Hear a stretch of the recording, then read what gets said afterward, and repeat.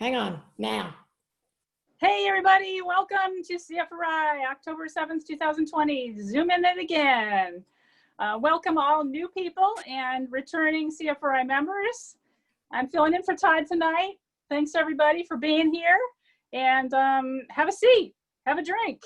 We're here to learn to find and flip houses. What was the last screen again, Buffy? I don't have it memorized anymore. Sorry. I like to say what's on the screen because I really love like it. that.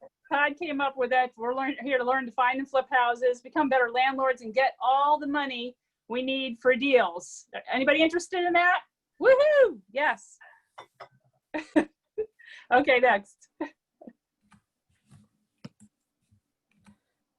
There we go. And for those of you who don't know, CFRI is a not-for-profit business association dedicated to promoting ethical real estate investing. We do have a code of ethics you're agreeing to when you become a member of CFRI, and it's to protect and promote the best interests of our membership through educational, networking opportunities, as well as community, legislative, and public relations. And we need to read this disclaimer. This is very important. Having been a previous president, previous board member, I know we've gotten a lot of questions from people that have gotten into deals previously and sometimes into trouble because they didn't consult with the right people. So make sure you understand that you should go to professionals to help you out with deals, because CFRI does not give legal, tax, economic, or investment advice. CFRI disclaims all liability for the action or inaction taken or not taken as a result of the communications from or to its members, officers, directors, employees, and contractors. Each person should consult their own counsel, accountant, and other advisors to get legal, tax, economic, investment, and related matters concerning real estate and other investments. Please, please be careful. CFRI is a great forum for you to protect you from making mistakes, protect you from those scary deals that don't make you any money, that are out there, and the scary people that are trying to take your money. So make sure you talk amongst everybody else at CFRI, because they will definitely help you. The CFRI Facebook members only page is a great resource for that too. Okay, go Buffy. Okay, so the Facebook CFRI at CFRI Online is where you go there. We Meetup and YouTube has some videos of past deals of the month. So we are online. Make sure you reach out to us that way if you can't physically be at our meetings, like we can't right this second, or you just want to stay in touch better, faster with a lot of our members. And CFRI is a part of a much bigger umbrella, a national REIA, that collects a lot of the REIA members together all over the United States that share ideas with each other. And we've been around a long time, since 1989. So that's 31 years now. Woohoo! And we have lots of discounts because we are members of National REIA. Home Depot is a huge one. Make sure you sign up with the CFRI, the right code, NREIA, N-R-E-I-A. Attach your payment methods to your Home Depot Pro Extra account. If you need any help with that, call Buffy. She'll be glad to help you, but it's also right on our website. Make sure you take advantage of this, because you get checks or gift cards for money back for the purchases that you make over certain levels. You get bulk purchase discounts also, 20% paint discounts. There's an appliance program, and one of my favorites, the online purchase tracking. So when my husband goes to Home Depot, I know exactly what he was buying and which property it was for. Very helpful for doing our taxes.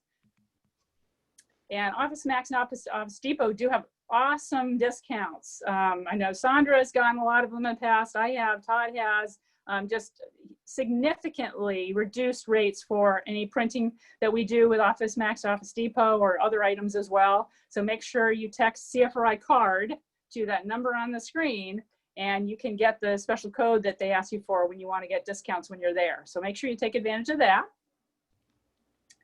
And how do you find our CFRI business members? All the time we've got folks asking, hey, I need a contractor, I need a plumber, I need help with sewage problem.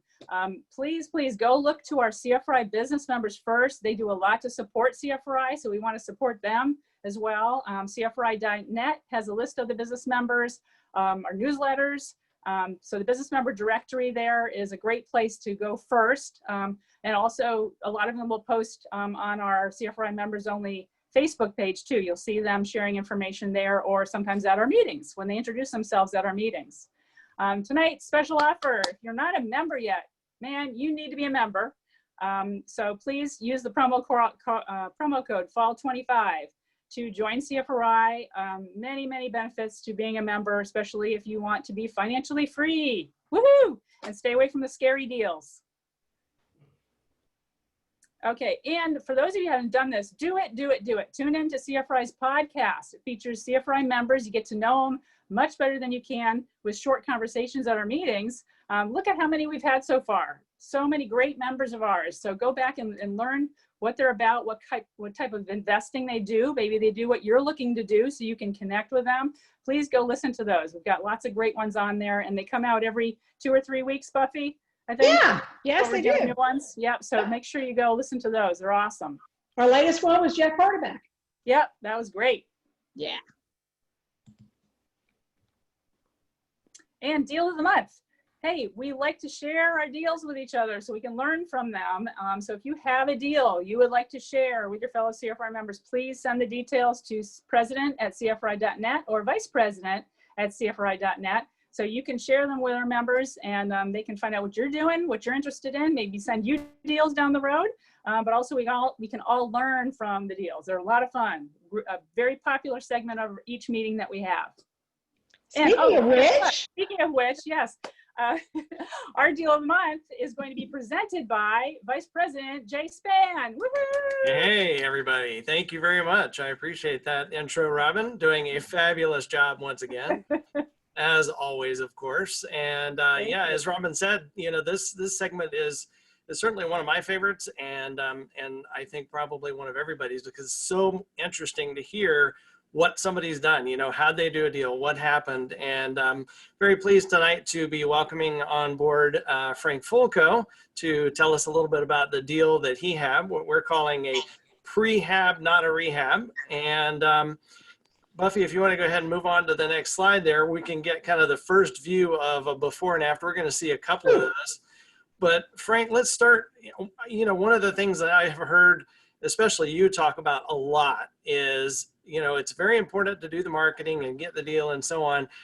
How did you find this deal? What led up to this? This happened to be a pre-foreclosure. So we found it on the clerk of courts, and we sent them a letter, and they responded to the letter. Just one letter? This one here just happened to be one, but yes. And the thing is, if you're going to do something, you have to follow up and follow up and follow up. So, but this one here just happened to be one letter. They were really desperate to get rid of the house. Okay. All right. And this one is in Lakeland, it looks like, right? Correct. So, had you, before you mailed the letter itself, did you do any additional research on the property in terms of like looking to see where it is, or, you know, any of the specs on it, the size of it, what it might be worth, any of those types of things? Or you basically just took that information and mailed it to see what would happen? Well, on this one here, I didn't really know exactly where it was or anything like that. But when we go to the house, we're gonna help them out one way or another. So that's what we did. We're either gonna buy the property or explain to them what their alternatives are to move on with their lives. All right. And since this was in pre-foreclosure, why don't you tell everybody in the audience, especially for some of our new people, what exactly does that mean? What's pre-foreclosure? Okay, pre-foreclosure is when the bank hires an attorney, and then they send out a letter to the client, and it's called a lis pendens, which means that they're going to take back the property, or you're going to have to sell it or make the note due. Now, this couple here happened to be somewhere in the neighborhood of 10 months behind on their mortgages. So they really needed help. All right. Was there any kind of a sale date set yet, or just the notification of legal action saying, hey, we intend to do something and get the property back? The sale date hadn't been set, but they were very close to the foreclosure. Okay. And they kept getting hounded with phone calls and everything like that, and people threatening them and all that stuff there. So it was very close to going to foreclosure. All right. And when the people called you, how did that initial conversation go? What was that like?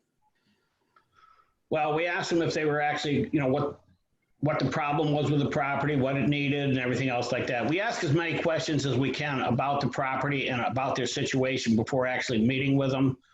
And this one here just happened to be that they were very, very desperate to get rid of the property. Okay. And in that first conversation, was there a lot that you found out that might be wrong with the property itself, or was it not too bad, or what did you hear? Well, they were living there, so there couldn't have been too much wrong with it. So it was kind of a shock when we walked into the place. So they didn't tell us everything up front. Okay, that's kind of what I suspected. Buffy, would you go on to the next slide there? And so here's another example. I mean, obviously kind of dependent, I'm sure, upon when you got there and when the pictures were taken. I'm guessing this before picture, probably a little bit of cleanup had been done at that point, right? Yeah, that's correct. The cabinets in there were black, and they told us at the time, he says, well, this cabinet door goes here and this one here goes here, but this one is missing and everything. And then like the cabinet underneath the sink, the door is actually falling off. And so that's where we decided that we would do a prehab instead of a rehab, because the cabinets were wood cabinets. They were solid wood. So we had to buy one cabinet door, and as you notice, there's no knobs or anything on the door, so we had to put all those on there. And the countertop, the backsplash here was actually put to the wall with concrete, and it was very sloppily done, so we had to rip that off, and in doing that, we ripped off the drywall and the countertop, so we had to replace both sides with drywall, and then we put a granite countertop on, new sink, all new appliances. They took the appliances. I don't know why, but they weren't any good anyways, but it came out good. Now you said, and we said when we started this, that you ended up doing a prehab rather than a rehab. We probably ought to tell everybody what that means. What's your take on prehab versus rehab? Okay, a prehab is something where you use the everything that's in the house that you can use, all your cabinetry, your lighting, your fans, and all that stuff there, your doors. On a rehab, you go in, you rip out all the cabinets and vanities and tubs and all that stuff. And we decided on this one here that everything was good enough. Okay. You'll see later on the pictures on the bathrooms. We just had a lady come in and professionally clean it. We didn't even have to spray epoxy on it. She did such a good job. And that saved us probably almost $800, $900. So if you can utilize, we took the fan out of the master bedroom and put it in the living room and switched some of the fans around. The doors we had painted, we had to replace two of them, one where the dog went through it and then another one where they punched a hole in it. But the more you can use on the property without actually destroying anything, the more money you can make and the faster the project goes. And I see that this was a 4.2 and it was built in 2012, so it's not that old a property either. No, and to be honest with you, he owed almost as much as he purchased it for. That seems about right, given how far behind they were. Yeah. All right, Buffy, can you go ahead and go to the next slide? All right, let's talk a little bit about this. We already know, like you said, that you're mailing to the pre-foreclosed properties.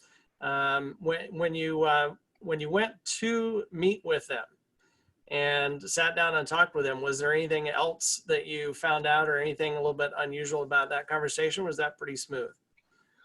The conversation went pretty well, but when we walked in the front door, there was two German Shepherds in one of the bedrooms right next to the door where you were walking in, and it was very, very loud when they were there, so they wouldn't let us into that room. Right. But the main thing was that they just wanted to get out of the house. They had already made plans to move someplace locally, like within a mile of the place and all that stuff there. And they just wanted to get rid of it. They wanted to try and save their credit a little bit. So I explained to them that we could take over their mortgage payments, which would be doing a subject to. Mm-hmm. Now, a subject to transaction is a transaction where you actually keep the mortgage in their name and you make the payments for them. So they kind of agreed to that, and we asked them what they actually needed, And they said, we just need moving money. So I asked them how much they needed, and they said like $3,000. So my agreement was to them was to take over all the past mortgage payments, bring the homeowners association current, and give them $3,000 at closing. So Now, essentially you were going to also not only do that, but you're also going to make their credit look a whole lot better as well, because everything was going to get caught up too. correct. Okay. And dealing with the bank was very, very easy. I was really shocked. It was US Bank, and the people there were real nice to work on. When we closed on it, we had all the documents where we could contact the bank and everything. And there was a second mortgage on the property. That's one of these assistance programs that are out there. So we decided we would not pay that, but that would be part of the acquisition. We would pay that upon sale of the property. So what happened was probably about, I want to say 3 months into the rehab or prehab, whatever it was, the bank contacted us and said that the amount of the mortgage was due. So we contacted them back and found out why. And they said because the deal on the mortgage was that the people had to live in the house in order to make this mortgage work. So what we did is we contacted him, and he did not want to move back in or anything else like that and pay us for what we did. So I contacted the bank back, and I told them that he had agreed to let us manage the property for him, fix it up, and sell it, and pay off the mortgages for them. And I gave them a 6-month time frame. And we were able to finish the project in as little as 3 months. So we had a good relationship with the bank. We had a good relationship with the client also. Excellent. Now we see on there the acquisition price of the 143.8. What did you estimate the ARV to be at this point when you're first going in there? Well, we estimated around 185 to 189, which is kind of very tight. But after doing it and watching the market change and everything else like that, we put it on the market for 209, and we got 205 for it. Outstanding. Buffy, would you go ahead and go to the next slide there? Yeah, another great example of that.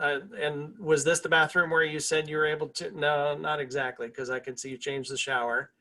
No, we didn't. You just took the doors off? Took the doors off. Interesting. All right. Very interesting. Yeah, a little, very, very nice. Like that. All right. And here's the finished product and how nice it looks.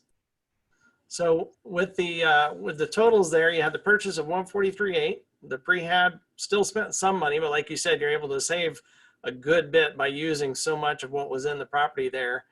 And total of closing costs.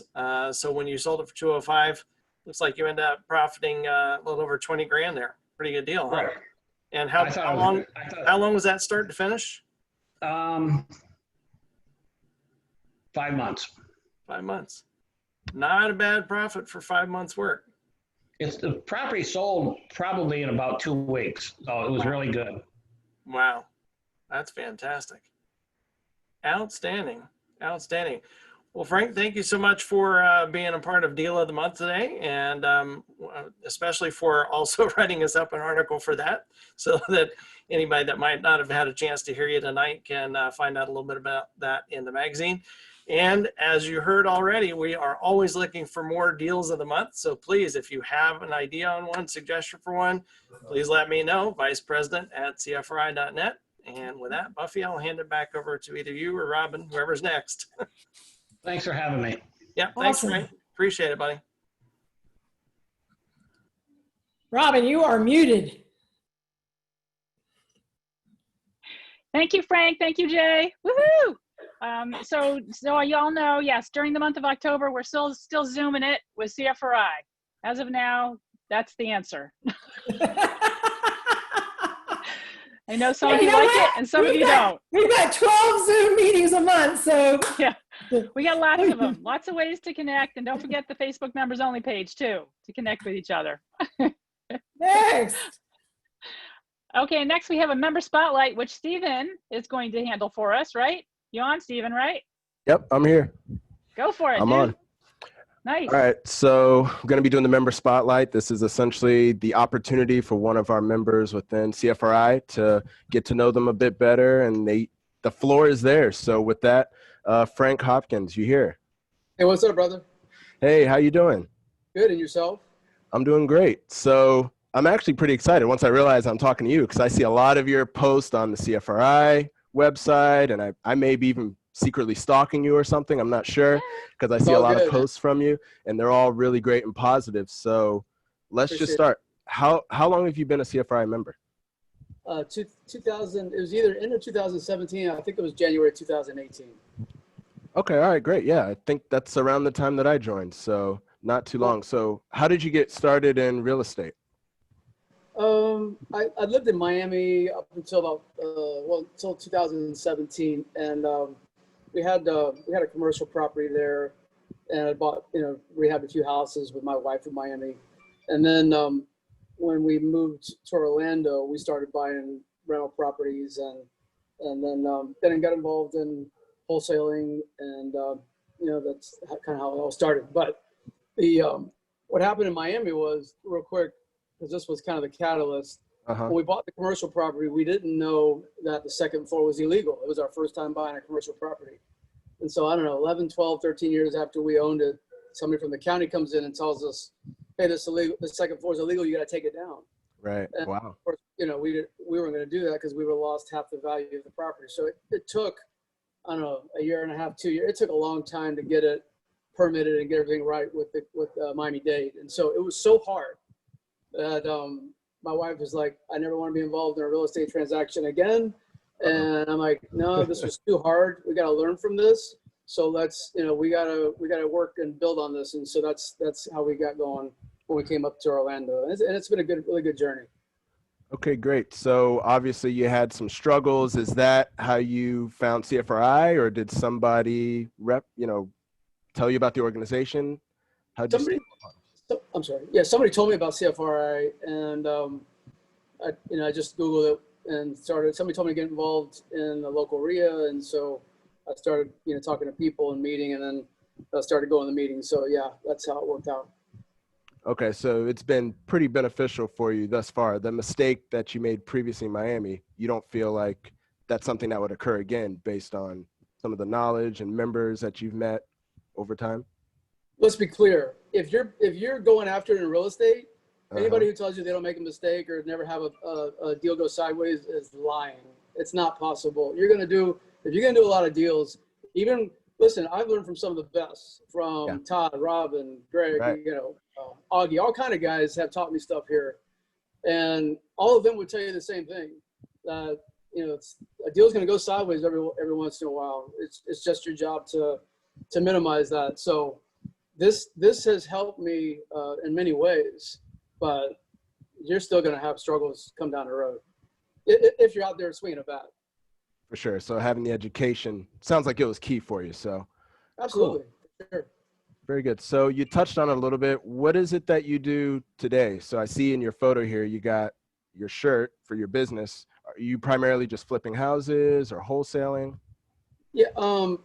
Today, mostly flipping houses. I am a licensed agent. So this year I've done a lot of joint ventures on listings. There's been a lot of times where, especially in this hot market, where cash buy wasn't the best for the customer. So we ended up listing the house, and I worked with like Tom McNamara, Jenny Atkins, and some great agents to get people the most money for their properties. So it's a combination. So I do some flipping and some listing as well. Okay. I haven't really done wholesaling too much recently. Okay, not too much wholesaling. All right. So what have been some of your biggest challenges since you've started, really got into real estate, full time? What's been some of your biggest challenges? I don't remember. I think it was Augie that taught me this, but real estate really is it's a marketing business, and so what my opinion is, the reason that people don't work out in this business is that they don't learn to market. And so it's just the constant challenge of getting leads and then, having them at a place where, you can help the client and still make money, everyone make money. So that the challenge in a market like this today is just finding deals that, that make sense for both sides. I think that's, and then, marketing channels go great and then they don't. And so, you're just constantly tweaking your marketing as well. Okay, gotcha. So with all the challenges, sometimes we know it's difficult, things are hard, you're getting the education you need, you're networking with people. So why do you keep doing this, right? So it's hard, right? Like real estate's hard. Why do you keep doing this? Well, I mean, if it was easy, anybody could do it, right? So the thing for me is that I really love the part where we help people out of difficult situations. There's I mean, I can think of just recently, just this week, a couple getting a divorce, somebody about to be foreclosed on, somebody just died. I mean, we come and we're helping people at very difficult times. And so we provide tremendous value. I would have never thought this. There was a time that I was a pastor, and I really feel like that training as a pastor really helped me in terms of my real estate business, because we add a tremendous amount of value to people, and we're there at really tough times, and they're very vulnerable too. So it's really important that we're there with integrity, that we're going to do the right thing for them and not let them be taken advantage of, because that certainly happens out there. Right. All right. That's awesome. So the last thing that I have that I kind of want to part with everyone. So for those getting started, we have a lot of new folks probably on the line. So what's your advice for them getting started in real estate? I think the best advice that I was given is to really understand why I need to understand my why. Why am I involved in the business? And then pick a path. Don't chase 3 or 4 different marketing channels. Pick one, and then become awesome at that one channel, and stay focused on it. The book that I would tell new folks to read is The One Thing by Gary Keller. Focus on one aspect of the business, and don't chase shiny objects or whatever. Just stay focused. Okay, awesome, excellent. Yeah, that's all I have. I think this has been great, Frank. So do you have any contact information, or what's the best way for folks to reach out to you, if they want to talk more, connect, that sort of thing? Absolutely, would love to. My cell phone is 305-775-8750, 305-775-8750, or frankjrbuysHouses.com. Okay. frankjrbuysHouses.com. Yeah. All right. Awesome. Very Well, grateful. Yeah, CFRI. And I would tell them I went to a ton of trainings, especially the first year and a half. It was absolutely awesome. I learned so much. Ask a lot of questions. Don't be afraid. Don't care what people think about you. It doesn't matter what they think. Just do your thing, man, and jump in and learn. Learn and do. Don't just learn. Learn and do. Learn and do. Awesome. All right. Well, that's great. I appreciate you taking the time, Frank. This has been awesome. Thanks, man. Appreciate it. All right. No problem. All right, Buffy. All right. Thank you, Frank.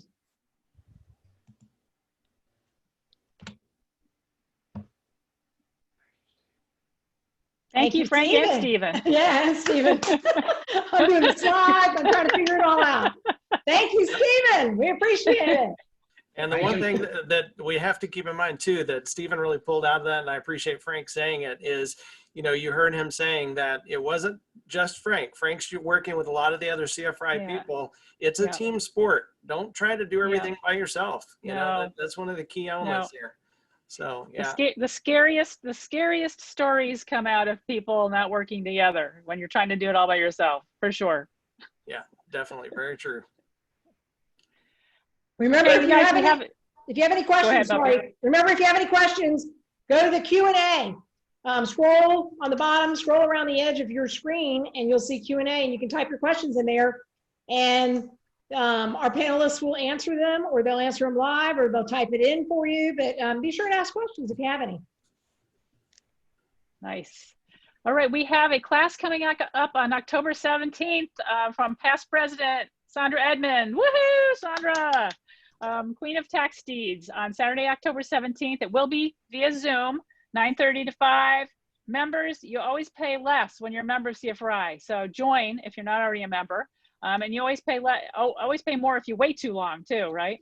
So join up, get in on the class for tax deeds and tax liens. This is an awesome topic. A lot of great deals come from tax deeds and tax liens. And you get PHB credits for that, 2 local regulations, 3 negotiations, and 2 purchasing. But also if you're a real estate agent, I can't see it because Buffy's face is over it on my page. How many CE credits? How many CE credits are? 7. 7 CE credits if you're an agent or a broker. Thank you. Ouch, sorry. So sign up. Sandra, are you there? Are you going to say a few things right now? You gotta unmute yourself, Sandra. There you Okay, go. unmuted. Hello. Sweet. Hey. Yes, so we're going to be talking about buying properties at the tax deed sale, tax liens, and how to do surpluses as well. So, and also how to buy it before the auction and even after the auction has happened. So tax deeds are basically properties that are delinquent in taxes. And right now, there are still auctions going on for tax deeds. And there are some counties that are actually doing in-person auctions. So taxes don't miss a beat. They continue going on. And then we're also going to be discussing overage or surplus. And what that is if a property sells at the auction for, let's say, $100,000 and the opening bid was $10,000, there's a excess money left over, a surplus or an overage. So what I do is I find people that have money left over and don't know it, and then I get a cut of that transaction. So if they've got like 80,000, you get a percentage of that. So that's a really good way to do business too as well. So we'll be discussing all that: tax deeds, tax liens, the overages, and how to buy before and after the sale. You know what's really cool too, Sandra, is this is going to be a really interactive class.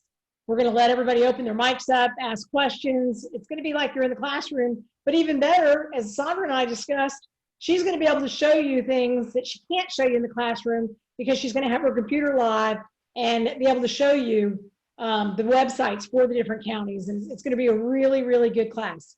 The interactive part, people absolutely loved it. Like I did the due diligence class a couple months ago, and everybody just absolutely loved being able to see what's on my computer as I go through different websites and show them, properties and things like that. So they're going to really love it. So it's a great advantage to be doing this class via Zoom.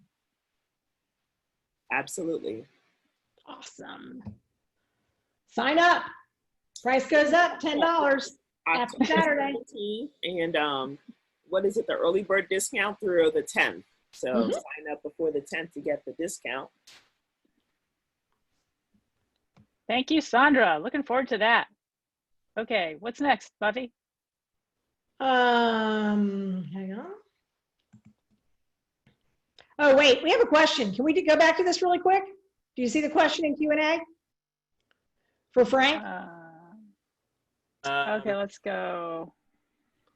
Oh, yep, I see that. Is Frank still on? Yeah, Frank's still on. So Frank, one of the questions that came up was regarding the deal of the month. What about the due on sale clause? Did the bank that was on the first mortgage know that the house had changed owners, and were they fine with it? Yeah. I'm unmuted. Okay. Actually, what I did is I had Commonwealth Trust Services place the property into a land trust, which is legal in the state of Florida. And I gave them all the information. So I also became the manager of the property. And by putting it into a land trust, it does not accelerate the due on sale clause. So anybody that owns a house and has a mortgage, they're free to put their own house into a land trust. And then what ended up changing hands would be the beneficiary of that trust, which Correct. That's a private transaction that nobody's really seeing what happens there. And like you said, you had paperwork that showed anybody that asked, hey, I'm the manager of this property, so I can get anything done that I need to get done. Correct. Yep. No problem. Yeah, that's a you. great way to do it. Yeah, it's a great question, and it is definitely a technique that many of us use and have used plenty of times before. There's another question from April. Do you see that one? Let's see. It says it was a subject to, so I believe he was saying he paid the 143 for the house out of the 204 sales price. Is that correct? Yeah, if I understand the question correctly, yes. That event when he sold the house for 205, what was paid off were all of the existing mortgages in addition to the closing costs.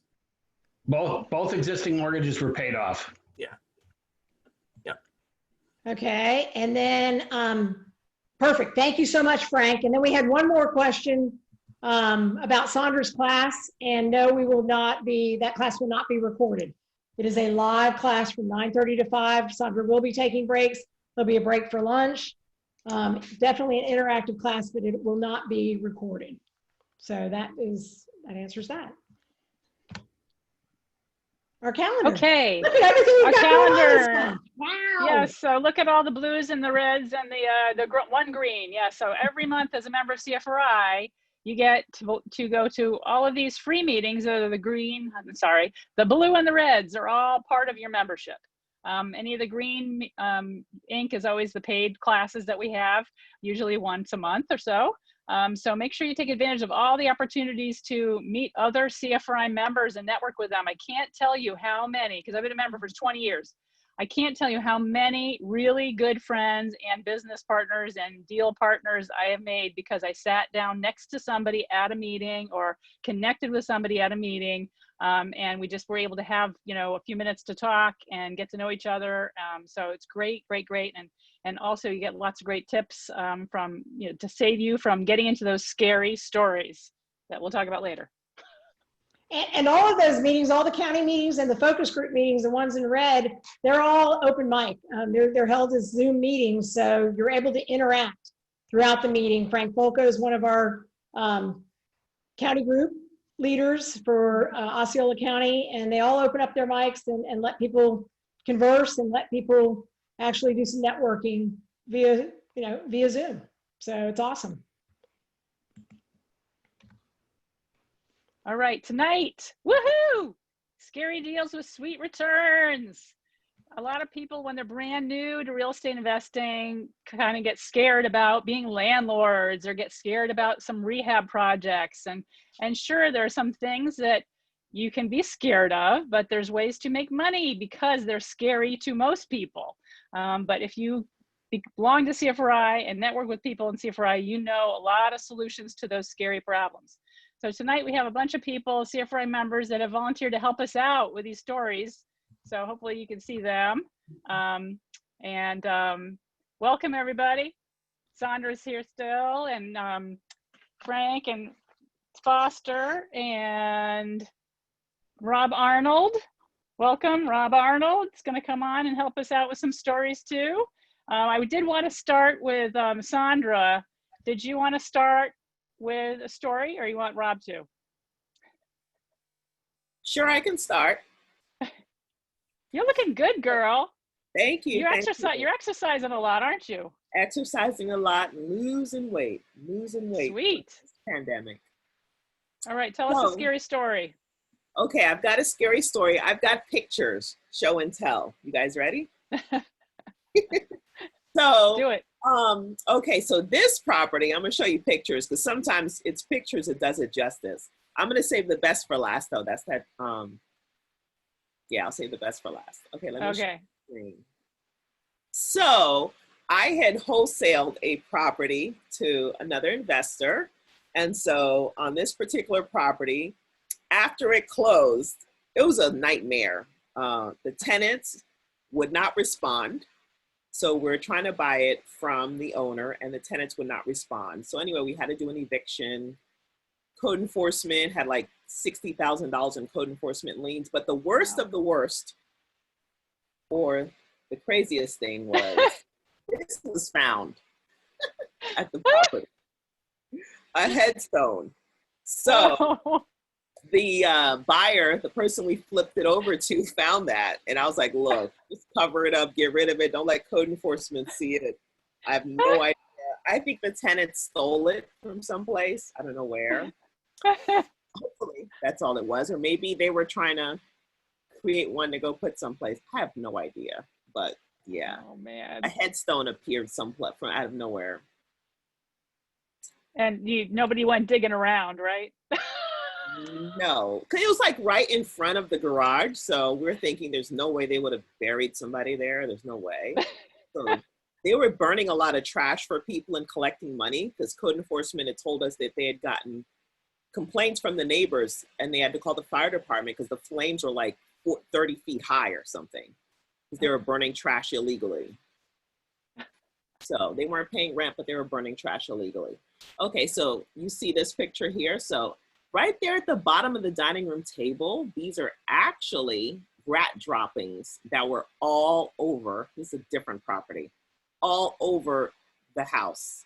It was like Cocoa Pebbles, you know, the cereal. Anytime you walked around the house, you heard crunch, crunch, crunch, crunch, crunch, crunch, crunch. Oh, And these were these rat droppings. nice. But the good thing was it wasn't active rat infestation. They had long been gone, but it was really gross. And that deal made money? Yes, that deal did make money. Let me see. I had my notes out here for you guys. Yeah, that one we made $19,000 in profit, and I had a partner on that, so we split it 2 ways. So it was about $9,000, $10,000.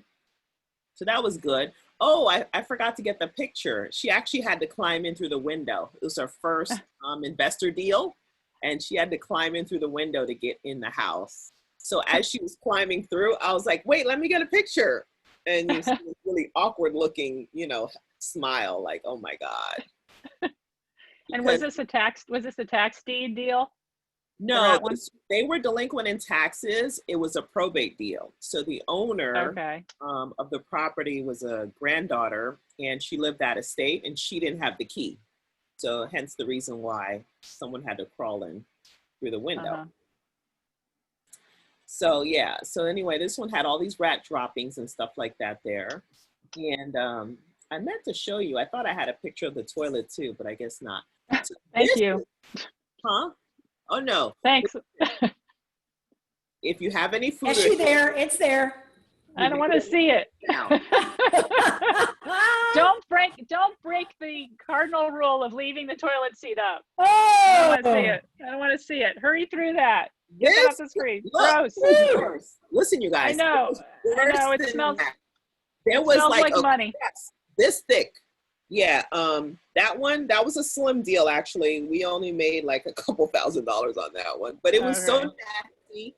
We put everything outside and none of the neighbors touched anything. There were fleas in the front yard. The house covered in fleas, and the fleas were in the front yard too. And the neighbor told me that in the 3 months she'd been there, she never saw the guy put out any garbage. He was kind of like, you know, this is the house. And look, ta-da! We fixed it up. Nice. And then here's the other one. Sometimes people leave things at properties. And this particular property, someone left 4 firearms. So there was a shotgun. And the guy went, I don't know what happened to the guy. If you walked into the property, it looked like he just went down the street to go grocery shopping or something, and he'd be right back. But it had been like that for about 4 years. So that was also a tax deed property. So yeah, there was this shotgun and these 2 handguns. It was a 38 and a 22, and there was also a 40. So 4 rifles. I don't know what happened to the guy. I think he went to sleep with the fishes or something, because I have no idea whatever happened to him. So what do you do when you find those in the house?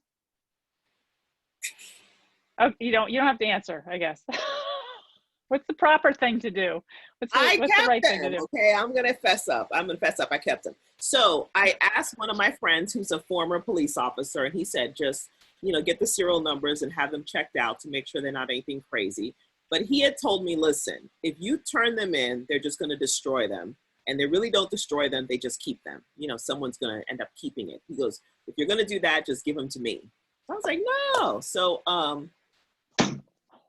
yeah. So the 40 I gave to a friend of mine, And I told him, listen, I don't really want to give you this one. This is a really good one. Please don't end up selling it. And he ended up selling it. So, yeah.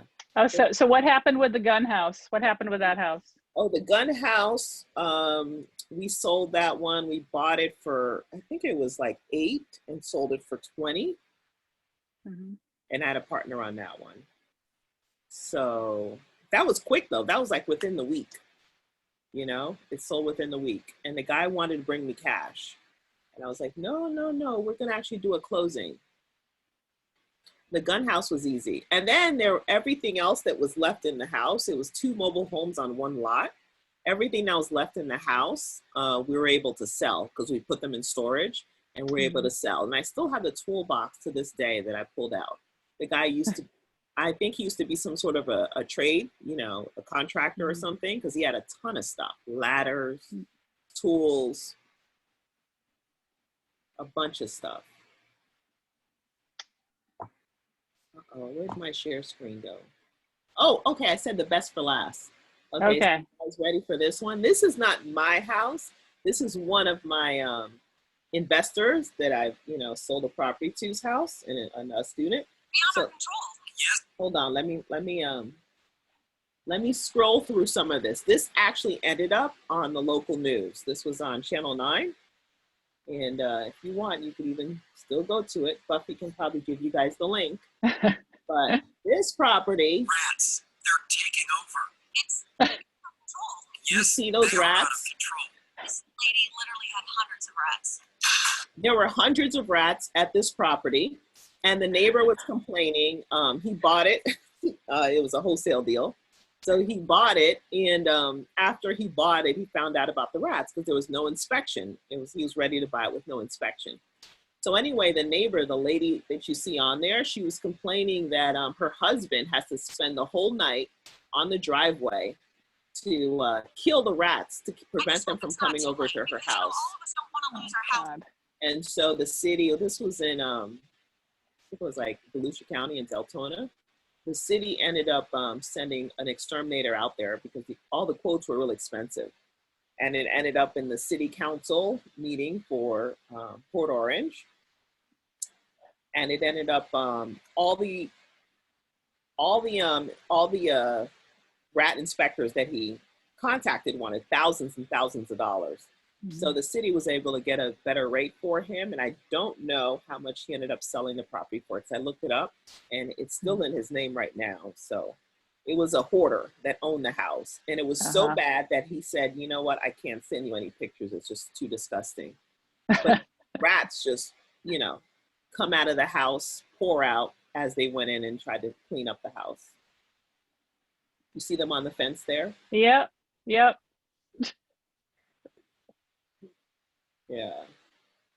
So that was a interesting one there. So I don't think I've ever seen one that bad. What was the most afraid you were during a deal of anything, like your own sense of, like, you know, not necessarily the messiness of the house, but just, yeah, you're just that feeling in your stomach, you know? Was there any deal that you felt like, oh my gosh? That I felt scared about? Yeah, in any way. I think I've ever really been. Your first one this, like, scary in terms of just doing a transaction? Oh, my first one, of course, yeah, that was really scary. Matter of fact, my JV partner had to convince me to do the deal. So, yeah, I was like, no, you want me to buy that? No. There's got to be smarter people out there than me that passed up on this deal. There's probably a reason. Maybe it's not as good as I thought. And that was my very first deal. That was my mom that pushed me, and she gave me the money to go buy the house. And it ended up being an amazing deal. So, and that started it. Afraid and think that, you know, nobody else saw the deal. Maybe right. It's such a good deal. Of course, it's a good deal. Yeah. I wanted to share a quick one. Alan reminded me earlier today, because I was like, you know, we've been doing this 20 years, and there's lots of scary rehab stories, what you uncover after you buy, or you get a comp that closes the day after you buy a house for 50,000 less than what you thought yours was worth, that's scary. But probably the worst that I felt was when Alan did the research on this. He called somebody who was in foreclosure and they lived in England. He dug up their phone number somehow, called them. They were in England. It was a rental property that they owned in Point Siena. And they were 1 week away from the foreclosure sale. And this was back in 2003. So we were a lot greener then. We wanted to buy it subject to, just bring the loan current. But it was a week away from the sale and they lived in England. So back then we were learning things that nobody should do anything that I'm about to say. Let me say that to all of you, because I would not do it the same way again. Basically, I had to wire $5,000 to the bank to stop the foreclosure sale. I did not have the deed in my hand for that house when I did that. The people in England were very open to us buying their house just for the loan balance. So taking over their current loan, as long as, and the bank had been talking to me, and the bank should not have been talking to me, because, you're supposed to get permission. The banks are supposed to get permission to talk to you on behalf of somebody else that was the borrower. But they were talking to me because I think they were just so desperate to get the money for this house. So they were talking to me about what I needed to do to bring this loan current. I got the dollar amount. I basically got to Publix to send the money, Western Union. That's how I sent it, at Publix, like a minute before they closed the Western Union money sending. And I'm standing there thinking, am I totally making the biggest mistake of my life? I could be losing $5,000. So anyway, yada, yada, yada. When it got to that point, the people in England I had sent them a $5 bill and 5 ones and the deed to sign over to us. So we didn't go through a title company. So don't do this. Do not do this. We had done a title search, but we had not gone through a title company to get new title insurance, any of that stuff. We just were basically giving them $10 to sign the deed over to us. And they had faxed me a copy of the signed deed, which it's hard for them to get a notary over there. So they had a hard time doing that. So we're all doing this within a week. So they got it signed, but they faxed us a copy of that had been signed, and they promised that they were FedExing the deed, but I didn't have it in my hand before I sent the $5,000 to the bank. And that was very, very dangerous to do. And, before I sent it, I checked with Alan. He's like, this could be a $5,000 seminar that we learned to never do this again. But in my gut, I felt like, we can make this happen. These people are cooperative. We can make this happen. And we bought the house. We got a lease option tenant in it. They gave us $9,200 up front for a lease option on the house. They paid rent. I can't remember how long they were in the house. We did some rehab to that house, and then it got hit by the hurricane. That's right. There was a hurricane that blew the pool cage away. So I think we probably got some insurance money for that. But all in all, the folks that bought it from us on a lease option ended up selling it. Everybody got paid off. There was no problems with the title. We were lucky. And I think we made about $40,000 within a year and a half, 2 years. But, they sold it, when the market was really high. So we were lucky that happened, because that could have gone the other direction entirely. But so don't do the tabletop closings is the lesson, because it's too dangerous. We were just very lucky. So make sure you get title insurance, make sure you go to a title company, have them check it out. Don't send money to people without documentation that you actually own a house, or a title company's facilitating it for you. But that could have been a $5,000 scary story with a bad result, but we just happen to be able to make money on that. But that pit of the stomach feeling, that, okay, I could be totally kissing this $5,000 away and be completely unprotected. was a legit scary thing for a newer person, you know, a newer investor at that time. So don't do that. Would you do that same deal today? I wouldn't do it like that. I wouldn't do it like that. No. You know, I would work to delay the sale. You know, if I didn't know how to do that, you know, I'd try to say, okay, how do I make this happen? Because we know that that's happened before. You know, we learned, I don't know if we told you this, Sandra, but the properties we bought last year that were supposed to be going to tax deed sale, they got the tax deed sale stopped because they had a contract on the house. Wow. And I'd never heard of that before. So I didn't believe that was happening, you know? So you learn stuff like that by interacting with people at CFRI and finding out about their deals. But yeah, I would still have done the deal, but I would not have, I doubt that I would give him the $5,000 without having the real document in my hand. And I would have gone through, you know, a title company to do it. Try to make it happen faster, delay the sale so it gave me more time to make it happen. But as we know, a lot of us know with these foreclosures, the people just put their head in the sand and they don't want to take action when it gives you enough time to do something about it, you know? So you got to convince them to move faster, convince them they won't have enough time to do anything. And they didn't even get any money out of it. I mean, $10, you know, I guess they were just afraid of what it could possibly mean for their record to be foreclosed on. I guess that fear was what motivated them to do it like that. Did you I all had see? one that it wasn't quite, it started out looking like it might be a nightmare. That was actually a tax deed property. And the lady, I went to go drive properties coming up in the sale. And I went to go, but before I got to this particular house, the owner's house was closer to where I was than it was to go look at the house. So I said, you know what? Let me go ask this owner first if she wants to sell the property, even though it's coming up tomorrow in the sale, but I want to find out what's going on with it. Can I get inside? Stuff like that. So since she was nearby, I went over to her house to ask her, you know, hey, you know, the property's going up for sale. She said she didn't even know she owned the property anymore. She goes, I don't even want that house.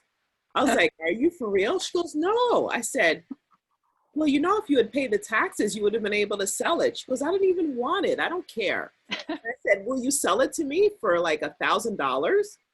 And she said, yes. And so I told her I'll be back tomorrow morning, because then I had to go get the money. So I think I did it that same night, or it could have been in the morning. Yeah, I came back in the morning before the auction. And I got like $1,000 from Am Scott, cashier's check, a money order. And I brought it over to her, and we did like everything on the hood of my car. And so my thought was I was going to go and redeem the property and stop it from going to sale, because the night that she told me that she doesn't have a problem with selling it to me for $1,000, I went over to go check out the house, and somebody was living there. And so they let me peek in, but I didn't feel comfortable going inside because I think I was by myself. So I only went into the living room. And the guy across the street I got to talk to, and he's in law enforcement. And he said he would have bought the house. He'd been trying to contact the lady to buy it, and he would have bought it from her. And I said, how much would you have bought it for? And it was probably like, I would have made like, I think if I sold it to him for like $5,000 or $6,000 or $10,000, he would have been okay. So I was like, okay, what I'm gonna do is redeem the property, and I have a buyer here. So the morning of the sale, I went and got all the documentation from her. And I was gonna go record my deed and go ahead and pay the taxes. And something said, let me wait and see. We're not recording this meeting, right? Are we recording this meeting? You are? Yes. All right. Hypothetically, right? Hypothetical. So I said, well, let me Asking for a friend. a friend. So I said, let me go to the auction and see how much this was going to sell for to begin with, because maybe there's going to be a surplus, an overage. It means it's going to sell for more than the opening bid. So I timed it out. The auction was a live auction, in-person auction. So I could actually literally leave the sale and get to the tax collector's office to pay it off after the sale before the actual person that wins it has time to pay it. And that would stop them from getting it. So I said, okay, it's only 5 minutes away. Let me go ahead, go to the auction, find out how much it's going to sell for. And if there's not a good overage, then I'll just go ahead and pay the taxes off to stop the person from getting the tax deed. So I went in there, and boy, it flew way past the prices I thought it was going to go for. And it was more lucrative to do an overage or surplus with the lady instead of that. But I'd already just purchased it from her. So I needed her cooperation to do a lot of the documents, because it was, even though I'd recorded the deed, you know, the surplus probably would have belonged to her. So then I went back to her and told her, listen, I found a way where we can make a little bit more money, but since I'm taking most of the risk, because really she could have sold the property to 2 or 3 other people that day before I got there. So I said, since I took the larger amount of the risk, I'm going to keep the larger part of the money. She said, oh, no problem. I don't care. Hey, you're going to give me more money. I didn't think I was going to get any money. I already got 1,000. Wow. So I told her, like, the overage was about 18. I think it was like 18,000. So usually I do like 20%.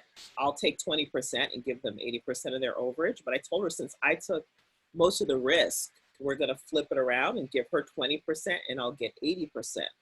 She said, fine, no problem. So I got to keep the majority. Well, but that was because she liked you. Yeah, it could have been that she liked me. She didn't want it. She didn't want the property. Like, she was like, I don't care. No, but I mean, but your whole interaction with her the whole time led, I'm sure, the way that you dealt with her, honestly and openly, you know what I mean? Like, it was the way that you dealt with her that I'm sure that paved the way for that, you know? Yeah, I'm just very saying. personal, very open to people. Yeah. So, yeah, she really likes me.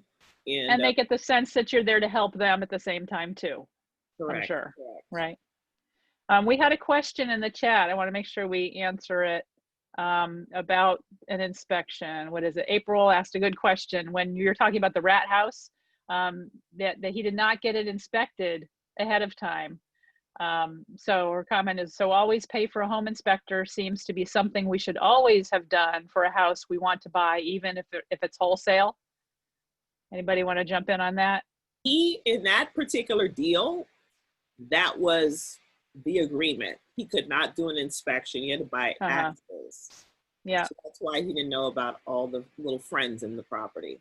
Yeah, which means he probably paid low enough, if he knew what he was doing, a low enough price that he thought he was covered with any eventuality of what the inside looked like, including who may or may not be living in the house. Yeah, the rat poop house, we did do an inspection. That we used the inspectigator for that one. The Cocoa Bebbles rat. Yeah. Poop. So how do you answer the question of, do you always get a home inspection? Sometimes, I mean, if I'm not clear on how much some of the repairs are going to be, then I'll do a home inspection, or if it's far away, or if I need them to come down on the price, I'll do an inspection. Yeah, which is, we hear that a lot. It's a great negotiating tool if you have the time to get an inspection before. Again, if it's a really good deal, you want to get it under contract and get going. Obviously, get it closed quickly so that the deal doesn't get sold off to somebody else, for sure. Okay, Rob Arnold, you still there? I'm here. Hey, Rob. Rob has some great scary stories for us. Welcome. Thanks for being on tonight. Tell us what happened with you. And you got the picture I sent you. I tried to at least send you some pictures of the properties that I wanted to talk about. Can I share those, Buffy? Can I share them, or do you have them? Yeah, you can share them. Okay. I got to go find them. Which one is which, Rob? What's the first one? The 2-story one is the first one.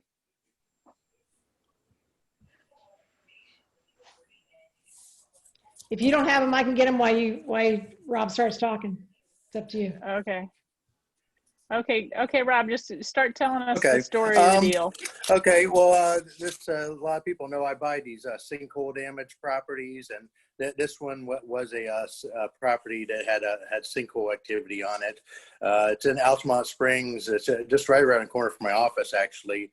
But why I picked it is just because it was kind of I bought this property on Halloween day of 2012, so I thought it was kind of neat. And what kind of struck out about me when I was thinking about today is also kind of unique. It's in a large subdivision in Altamont Springs. It has probably like 1,000 unit subdivision of houses, and it was lot number 666. And I just thought, when I bought that, I'm like, why would a developer, why wouldn't they just skip over that number? Why would he? I mean, it was built in the 1970s, but I mean, still, I mean, I just was kind of surprised when I saw that it was lot 666 on there. But anyway, I was like, well, Halloween and lot 666, is that gonna do something to superstitious me or something? There's the house there. It's a 2-story house. And then it has sinkhole on top of that. And then what made even more of a wrinkle is they were having a family dispute on the property. The owner of the property, it was a elderly lady, a grandmother, and she was living in somewhere in South Florida with her daughter, and and the grandmother, her granddaughter was living in the property, and they had some type of weird rental arrangement or some type of, they had an arrangement with these people, and and they wouldn't let us inside. I couldn't get inside the property. The owner wouldn't let me inside at all. And he said, if you go up there and knock on the door, we're not going to sell you the property. So it was like, okay, I see the property. It looks good. And well, the kicker, if you look at a house, it's a 2-story. It's kind of a split level house. There's a whole bunch of the house above the garage, and then there's to the right side there is kind of where the kitchen living room area of the house. It's 4 bedrooms, 3 bathrooms, has a garage. It's 2,240 square feet on the tax rolls, and people were living in it, but it had a sinkhole underneath it that had not been fixed. And just looking at it, and the sinkhole apparently was so I bought this house in 2012, and I believe the report said it was from the sinkhole was like 2003 or 2004. So it happened quite a while before that, and people were still living in it, and they were willing to sell it to me for $25,000, the house. Like, well, for $25,000, I'm willing to gamble that the inside is okay, and so I took a gamble on it, and it never saw the inside when I closed. And then Halloween closed, lot 666 kind of, and then I'm gambling with all these things. You're like, oh, what's going to happen here? So we end up closing, and then the next thing I had one of my realtors was working on a deal with me. We go over there with a copy of the deed, and we go and knock on the door and to introduce ourselves as the new owner of the property. And the lady and her husband, and she answered the door, and she was completely shocked. And then later she told me that night that her aunt sent her some type of email saying, nah, this is what you get, you stupid, blah, blah, blah, blah, blah, saying a bunch of bad things to her.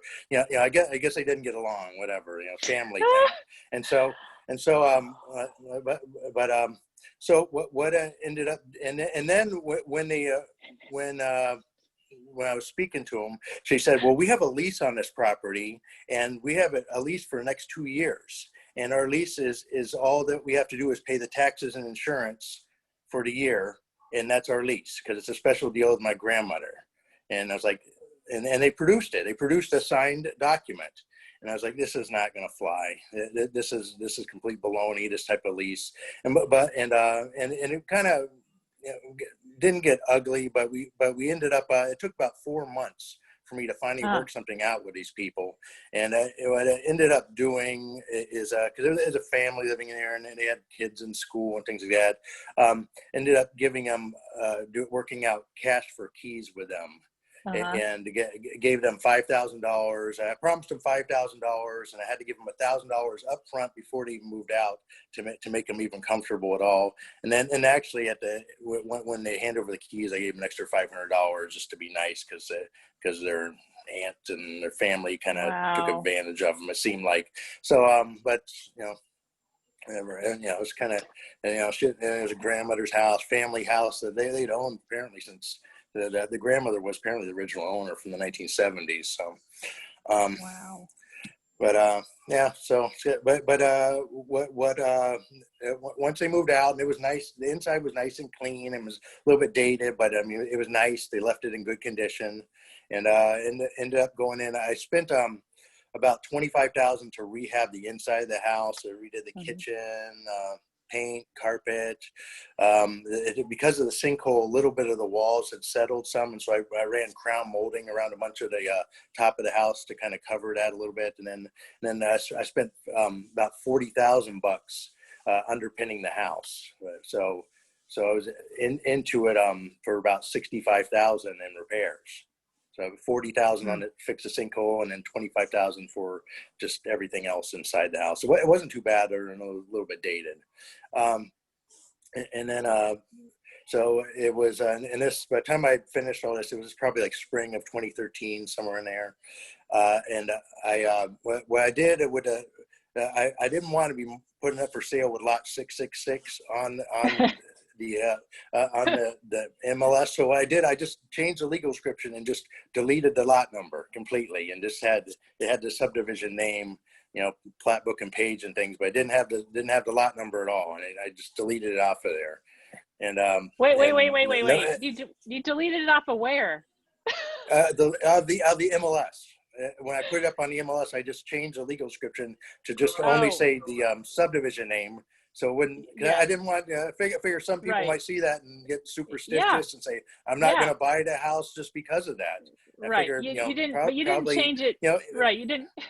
You didn't There's no way. The There's no, not on the deed. The only time anybody got to see what it was on the deed, and most people probably not even paying. The seller signs the deed, the buyers don't sign it. So, and so I deleted that out of there. I figured I had to come up with some creative way to take that out of there, just to make the chances better of selling it.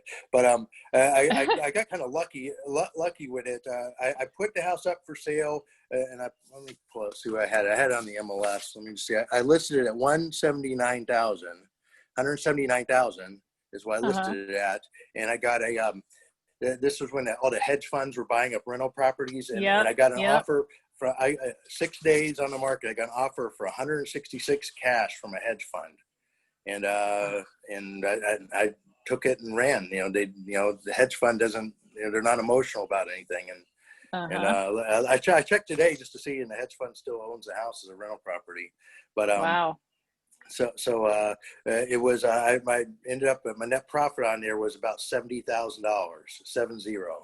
So, and it was actually at the time when I sold it, it was the best deal I ever did on a flip.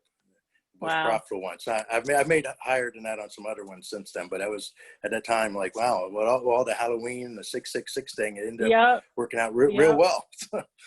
And not being able right now, it's very scary to not be able to have conversations with the occupants or any knowledge really of what's going on, right? Yeah, it was definitely a risk. Definitely a risk. And it could have backfired on me tremendously, because they could have tried to say, hey, we're not moving, period, and we're staying here just they had like 1.5 years left or something, and we're just not moving, and we have a valid lease, take us to court, blah blah blah, but did the little prodding and was able to convince them to move. Just tell them that I was not going to be a real nice landlord to them and things like that if they didn't cooperate. So okay, I think we have a question from Jay Withersby. Why was it not condemned and the certificate of occupancy revoked? It's kind of surprising people still lived in the home with a sinkhole underneath. You'd be surprised if a hole opens up and it makes on the news, then they condemn it. But the other 95% of the time, that doesn't happen. So it's And you're this one, and there you're was not there was no hole. Go. There was no hole in the ground. So okay. And you aren't afraid of sinkholes because you know what is your general opinion of houses with sinkholes? well, I'm cautious. I mean, some of them. I mean, if it's something where the house is going to collapse into a hole or something, I'm not going to buy it. But this one, I mean, there was no hole, and there were just a few cracks out on the front porch. If you saw the picture of the house, was kind of a front screen porch to the right, and on the right hand side is where there was a bunch of cracks in one of the retaining walls there. There were I mean, pretty good sized cracks, but I just patched it up. And actually, I think the hedge fund that I sold it to ended up just taking that whole front porch off and basically just removing it. So. Yeah, but if it's fixable, I'm not scared of it. Yeah. Yeah, I can tell the difference between one that you can fix and one that you can't.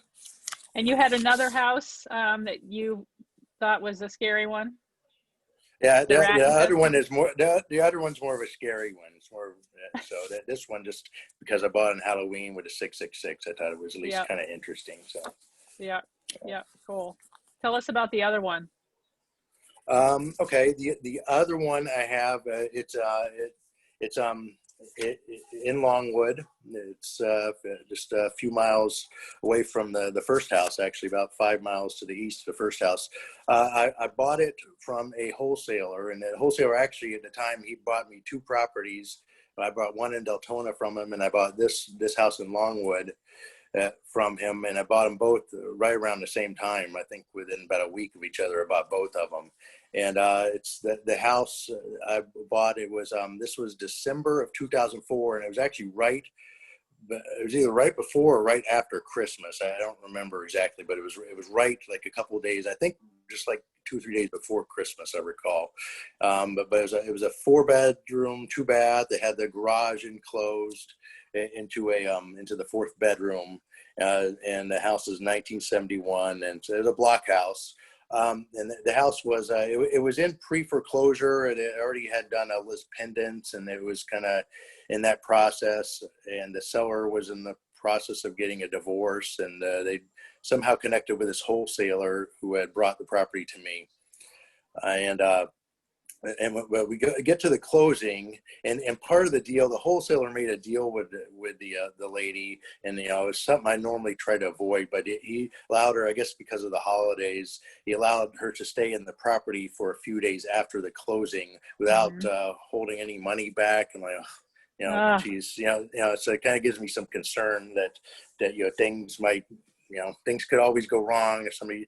But the house, I'd walked through the inside, and I mean, it was just a mess. I mean, she just had, just a pigsty. But we get to the table, and then the seller tells me, well, I'm going to be moving to Miami. I'm going back and forth to Miami, and this house, just to let you know, this house is cursed. This house is cursed. It's been nothing but bad luck for me, this house. I'm like, okay, thanks for telling me at closing about this. So. And then on top of that, she needs a few days to get her stuff out of the property. So, but she did give me the keys at closing. But she said, I'm keeping one of the keys because I need to go back in and get. And she had just a whole house full of stuff in there. She didn't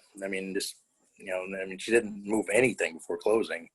So anyway, it gets. I give her. I said, okay, well, I'm going to come whenever Christmas was. Then I'm going to come a couple of days after Christmas, and we're going to start on this house. So you need to have everything out of there, by the day. And it was like 3 or 4 days after the closing. So I show up on that day. Nothing has been removed from the house, and she had a car that was parked on the kind of on the left side of this picture. It's off camera, but it was a minivan, and the city had put like a orange tag on it, like saying this is parked illegally or whatever. And I don't remember if maybe it wasn't. Maybe it didn't have a tag on it or something. But she left a pit bull dog in the house. It was kind of in the room to the right there where it's the enclosed garage, and you could see that, and the dog was just barking, and it was kind of ferocious. And I'm like, okay, you leave a dog in the house and you're not even here. And what's the dog doing for food? Where's the dog going to the bathroom? I mean, so, so I waited, I called a lady. I'm like, you know, you're supposed to move out. And she's like, I need more time. I'm like, no, it's not gonna, you know, we had an agreement, you know, and I was reluctant already. And so, I did give her a couple more days, but she ultimately, she just stopped responding to my phone calls. And so we ended up, I had to, I got the next door neighbor, or it was a neighbor down the street. He ended up, I guess he kind of knew the dog, and he was friendly enough with it where the dog wasn't just going berserk or whatever. But he took the dog, and I don't know what he did with it, but he took the dog. So it's like, thank goodness. But dog, of course, went to the bathroom all over the house. Yeah. You know, and you know, she did leave a big plate of food for him, but the house is obviously a mess from that. And then just all of her stuff is in there, and her car's still there with the tag on it. So so I go in there to after the dog is out. It's in December, and you know, it gets dark a lot earlier in December, and it's probably 5, 6 o'clock in the evening, and I'm in there kind of just evaluating and making notes and things with a contractor, and start hearing all these noises in the house. And I'm like, what on earth is all this noises? I mean, we're getting like a hair on the back of our neck standing up. But it ended up being, it was full of rats. I mean, some of them were big rats. And I think we ended up getting probably 10 or 15 rats out of there. And I just remember we put these bait traps, and you'd see like a half dead rat where the other rats had attacked it after it was on a trap. And I mean, just horrible. And I mean, and it took a while to get it out. And then she had been stealing electricity, and so there was no electric meter on the house. I'm like, you know, I mean, you know, the dog's in there. How are you living in there with no electric? And so I had to kind of, you know, the city gave me a hard time about I need to pull a permit, and the house had like, I mean, and the guy wanted to be inside to make sure it was safe, and he started giving me a hard time about a bunch of mold in the back and things like that. So, but I eventually got all the electricity turned on. I had the car towed away, and I got all cleaned up, and I ended up keeping it as a rental property for a few years. I had to put a roof on it, paint, flooring, redid a kitchen, but I had it for rental property until 2008, and I think, I don't remember what exactly it was rented out, but probably 900-ish or so a month is what I had.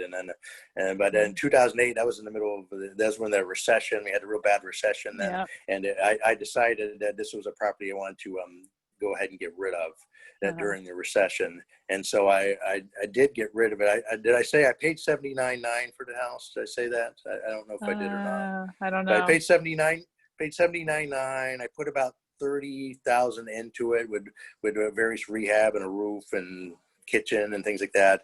But I sold it in 2008, just regular retail to a buyer for $142,000 is what it ended up selling for. And I figured I made about a little under $20,000 profit plus some of the rent cash flow from it. But one thing is kind of odd, because I sold it. I remember the guy, and it was a VA loan, and the guy was getting transferred into town, veteran, and you know, it's kind of nice. I paid some of his closing costs and things, and then I would drive by the house because I was working on some other properties also in there at the time, and I don't think the guy ever moved into the house, the VA guy, and I kind of watched it, and I think it eventually got foreclosed. Like, maybe the house was cursed. I don't know. It's kind of odd. Yeah, you know, because I don't think he ever moved in. It always just looked bad, and I kind of watched it, and I think it came up as an REO eventually. Wow. And but now I drive by the house though, and so there's somebody in it that loves it now. It's all nice and that's good. It looks a lot prettier than when I had it. So but yeah, it was a little bit crazy. Wow. We got a question. We had a question too, Rob, from Sonia asking, how would I know if a house is sitting on a sinkhole? What are some of the things one should notice, or is it determined from an inspection? Well, usually when they contact me, it's because they've already made an insurance claim against the property. But I mean, you could have a inspector look at it, and but if there's no insurance claim made, then you won't always know. I mean, they sometimes on the property appraiser sites, they're supposed to put something on the property appraiser website if there was a sinkhole, a known sinkhole claim. So you'll see that on the various county property appraisers, and also if you do a title search, if an insurance claim was made, the company that did the inspection is required by law to record a copy of the report in the public records.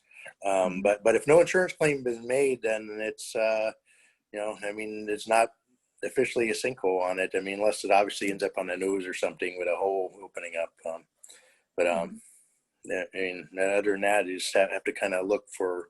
I mean, telltale signs. I mean, obviously, if there's a hole. Obviously, if you walk around the house, there's gigantic cracks in the house. Obviously.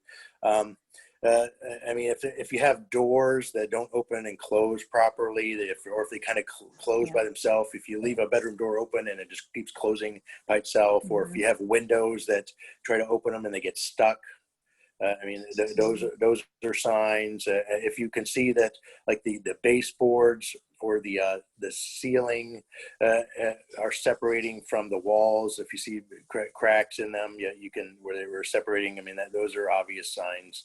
I mean, things like that would be some signs of it.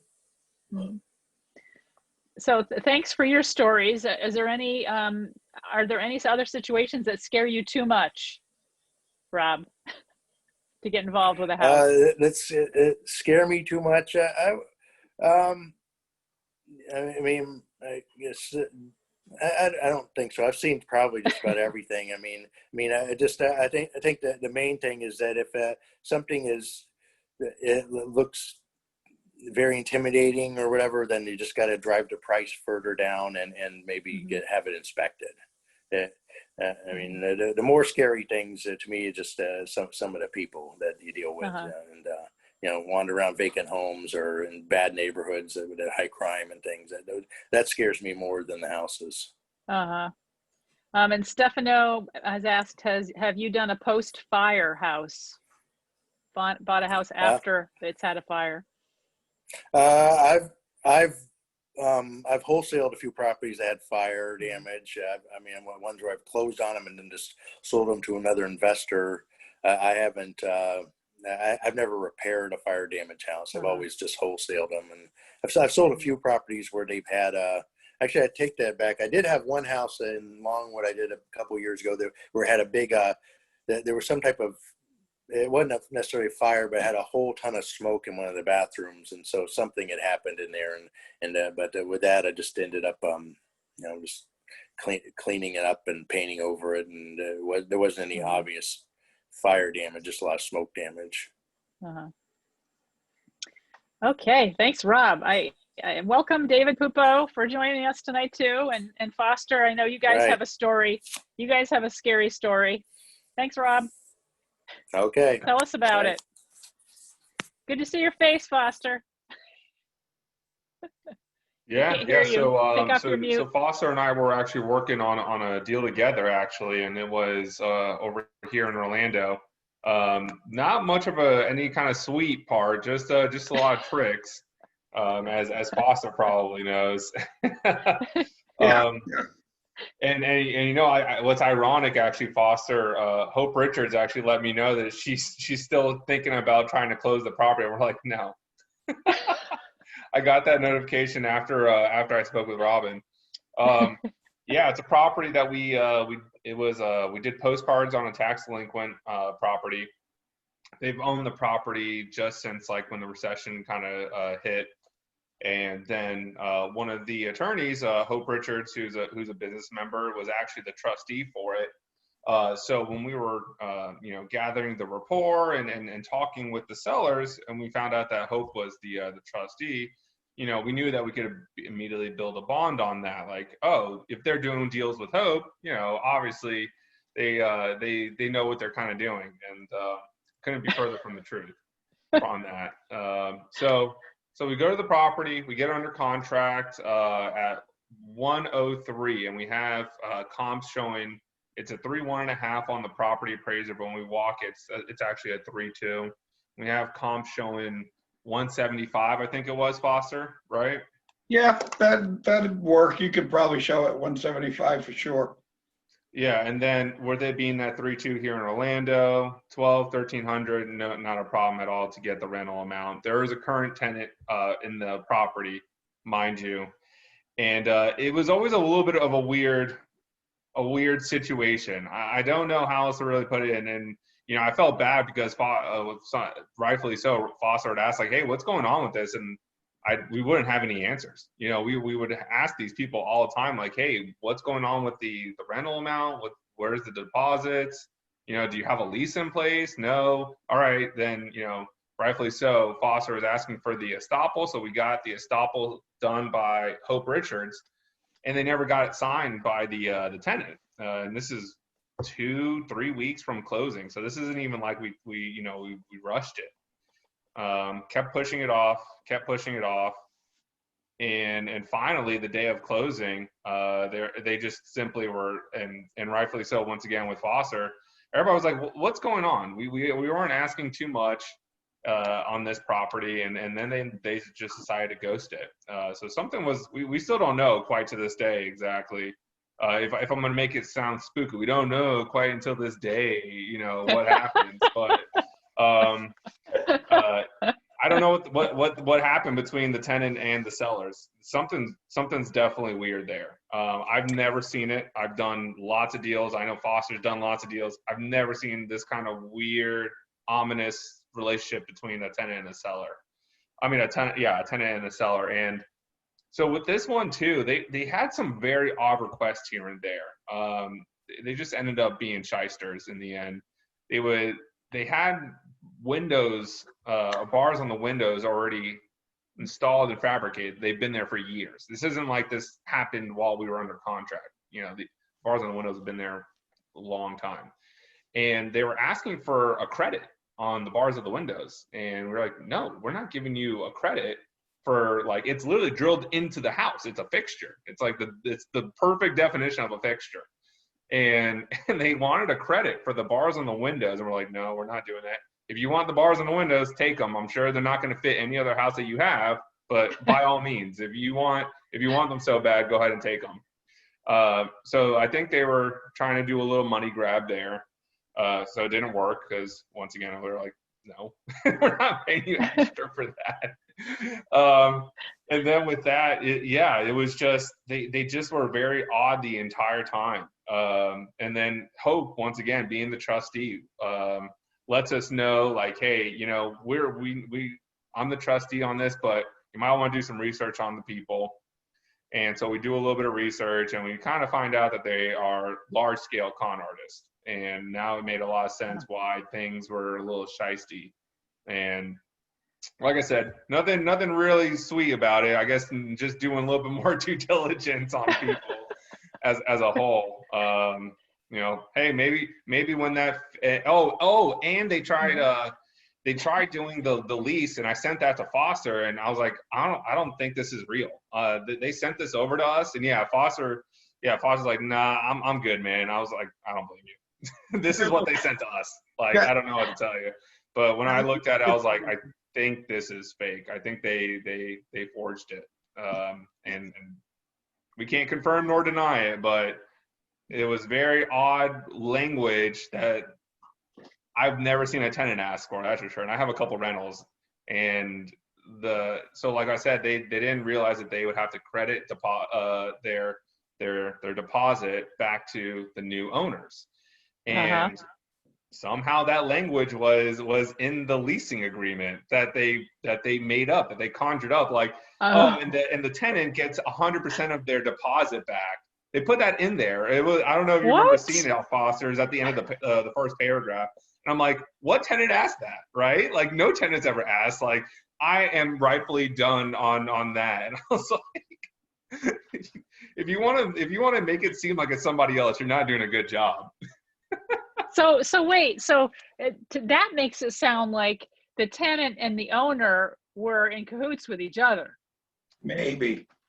Maybe not. The tenants To didn't this like, day, we might never know. the tenants, from what on my end, there was suspicion that the tenants weren't even talking to the owners. Like there was another party involved besides the owner, and there may be partners involved in this deal. But the house was scary, Halloween scary. Like a burnt orange. But when we got in it finally, this whole deal was sideways. And you know, you asked me to do scary deals. I have so many deals that these things become run of the mill after a while. They aren't really crazy. But then I started thinking back about it, and what David said, it just this seller was not making any sense. So this is where it got scary for me. There's that things were happening that shouldn't happen. And when things aren't right, they're not right. That's kind of how I look at it. And some things are fixable, like a bad title or termites. Those things are all part of the deal in our business. But when it gets very unusually not right, like all I wanted was an estoppel. Right. What the rent was, what their agreement was, and what their deposit was. And next thing you know, they're providing this lease that looks like, I don't know who the tenant wrote it, like the tenant wrote the lease or something. And that part, and it's getting weird. And then all of a sudden they have a lease, you know, 2 weeks they can't talk to the tenant. Then one day they're like, I have a lease, and oh, well, look, it's signed or by the tenant. And I'm like, oh, this is not good. But part of the scary part of this deal was for me is I actually never saw the house. When I agreed to buy this house, I bought it sight unseen. I didn't know anything about it besides the video David bought, but I did. Okay, so I want to clarify for anybody that isn't following this. David, he did the marketing, found the deal, and he was selling it to you. Is that right, Foster? Right. Just, I mean, we buy houses from other wholesalers too. And sometimes his marketing is better than mine. I like Richmond Heights a lot. I think, well, is everybody hearing this? Because I shouldn't say it, but I think it's the best value in Orlando right now, Richmond Heights. And I like it in there. They're 3-2 block, 1.5 baths. They have a good rent. There's some really, really nice houses in there, but what keeps the value there is that there's a lot of bad houses too. So this house in itself, I guess my guy told me they shot through the windows on it, or a bullet went through the window into the walls or something, and they were looking at that. That was a little bit of a surprise to me, because I saw David's video, but he didn't get the bullet holes. He missed them. You left the bullet holes out of the video? It's a virtual tour. It does 360. So I hadn't seen it, but I know Richmond Heights, and I like Richmond Heights. And so I immediately said, I'll take it. It's a 3-2 in Richmond Heights. What was I paying? 119, 113, something like that. 116. You're right in the middle. Yep. Yeah. So, you know, I know David's making money. That's okay. 116 is not unbelievable. At the beginning of the year, I bought one from Todd. Same thing, almost sight unseen. I paid 103 for it at the beginning of the year. I'm going to be putting it on the market in a minute at 175 as soon as this year's over. I got the loan from one of our other members. I'm not going to tell you who it is because I like her money and I don't want you all to use it. But I got another member. So David's a member, I'm a member. Todd looked at the roof, and Todd did my quasi inspection for me. So when he looked at the roof, I told him, look around the house and tell me what you think. Because, you know, Todd's always willing to tell you, oh, yeah, the windows are bad and, you know, all this. But I was buying more of the value down the road for this house than anything. I needed work. And my loan, it was from Tina, she was so good. She's like, the roof is really bad, so I don't want to lend on it with a bad roof. So I'll give you the money. I'll lend you the money to put a new roof on too. So I'm like, oh, sweet, this is great. And it was coming together good. But then we kept dragging along. And I tried to hang in there like a good trooper. I didn't want to, you know, get out my claws. And, you know, I know a lot of stuff about real estate. So I didn't want to, well, what's this? What's this? I didn't want to become a pain in the ass because things were really getting weird on it. But I wanted to play along. We have not done much business together, David and I. So I wanted to leave the deal, close on it, and leave it with a good feeling. Not that I'm one of those, you know, one of of those bad guy buyers because I'm in the business and I give them a hard time. But it kept getting more scary. The things just wouldn't make sense. The seller wouldn't show up. Well, when they wouldn't show up for closing, I'm like, I hung a couple days and I just said, there's too many. Yeah, and that's when both of us recorded those notice of interest because we realized that they were trying to be shysters. So just for people, I guess, to understand, a notice of interest in a specific one like this is when one of the parties, especially if the seller doesn't abide by the contract, but the buyer is doing all the things that are required of it. You can put a notice of interest on the property that, you know, if you felt like you've been in an injustice situation like this, you can record it. And I think both Foster and I both did because, I mean, you know, I would love to be able to say that, oh man, you know, another one bites the dust. Oh, well, like I've never seen this ever happen. Never had people complain about, well, definitely not forged leases. That was a newer one. I haven't seen that since really when I first started in recession was still kind of a word at that time when like people were still doing a little bit, you know, sketchier things. Never seen somebody complain about removing the bars on the windows or wanting a credit for it. I mean, that one just still to this day doesn't make any sense. And then when they didn't show up, I mean, Foster was a champ. He really was on this one. And we were trying to give him everything that we could. But when you have sellers that don't want to perform or are very sketchy like this, it's kind of hard to, you know, get juice out of a rock on this kind of situation. So are they, David, we should ask Sandra, she probably knows, are they in tax deed hell right now? Are they Yeah, they're definitely 2 years removed. Guys.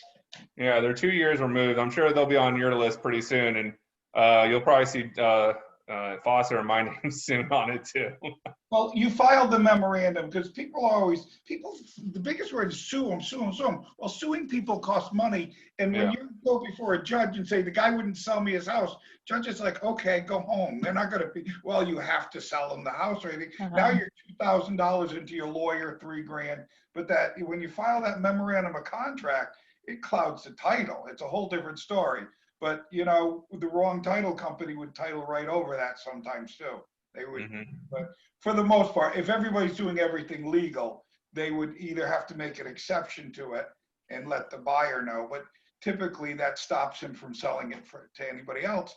And it could just sit in a drawer for 5 years. Well, in this case, they may lose it. And that's how, and it comes back and boomerang. All of a sudden you get a phone call. Hey, we see this contract on there. And you're like, well, I was supposed to make $13,000. That's what I need today.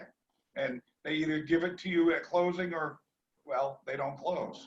So memorandum of contracts are a very good tool. Now, have you gotten paid on it? Have you gotten any paid on those, Foster, on the memorandum of contracts before? I have.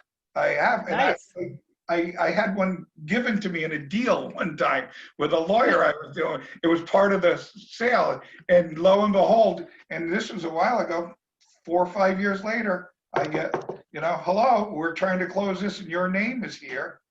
So I have been paid on it. And so that's where the profit in this deal comes, is you don't really know when it's going to happen, but at some point they will be selling the property. Hope will probably call you, right? Yeah, she's the trustee.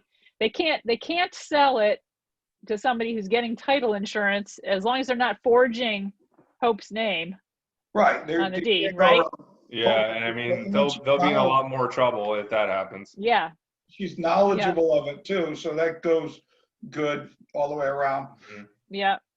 So at some point you'll get the knock on the door, but yeah, that's we were David and I were talking earlier about this. It's like I can't see the motivation of the seller here to mess this up like this. It doesn't, you know, it's not like they were living in the house and they decided they didn't want to sell it. There's no mortgage on it, you said, right? So there's no, they it was all cash. They were in getting, recession. yeah, they were getting all cash at closing. So why would anybody stump that up, you know? There were too many things that didn't make sense for me in the end. And I didn't want to find out something else that didn't make sense later. It just didn't make sense. Like again, bad termites or something, that makes sense. But when people aren't doing simple things that they should, they want to sell, they have to sign, It's simple. Now, that tenant's supposed to move out of there, right? November 1? Yeah, that's what I was saying to Robin. We'll see. We'll see if they actually do move out, and then you know, maybe we'll actually think about doing a deal with them again, or we might find out that he has like another 5-year lease. Who the hell knows? Well, you know, I'd still be interested in the property because I like the heights, and I'm marketing heavily in there now. Yeah. Okay, we got some questions in the chat here about this from Leonora. Is a notice of interest and a memorandum of contract the same thing? So notice isn't as it's not as it's enforceable, but it's not as detail oriented as like say like what Foster writes in. Right, and a memorandum of contract is a simple. Oops, did I lose everybody? No, you're good. You're good. All right, well, you can hear me. The memorandum of contract is a simple form you just fill out. Somebody's asking if it needs to be notarized. No, it didn't. You just put it on you file it against the property. So they record it without it being notarized? Yes. Yeah, see, when we did it, we with our notice, we did get it notarized just in case of anything. When I, you know, this is to the benefit of working with the real estate attorneys, right? They give you that.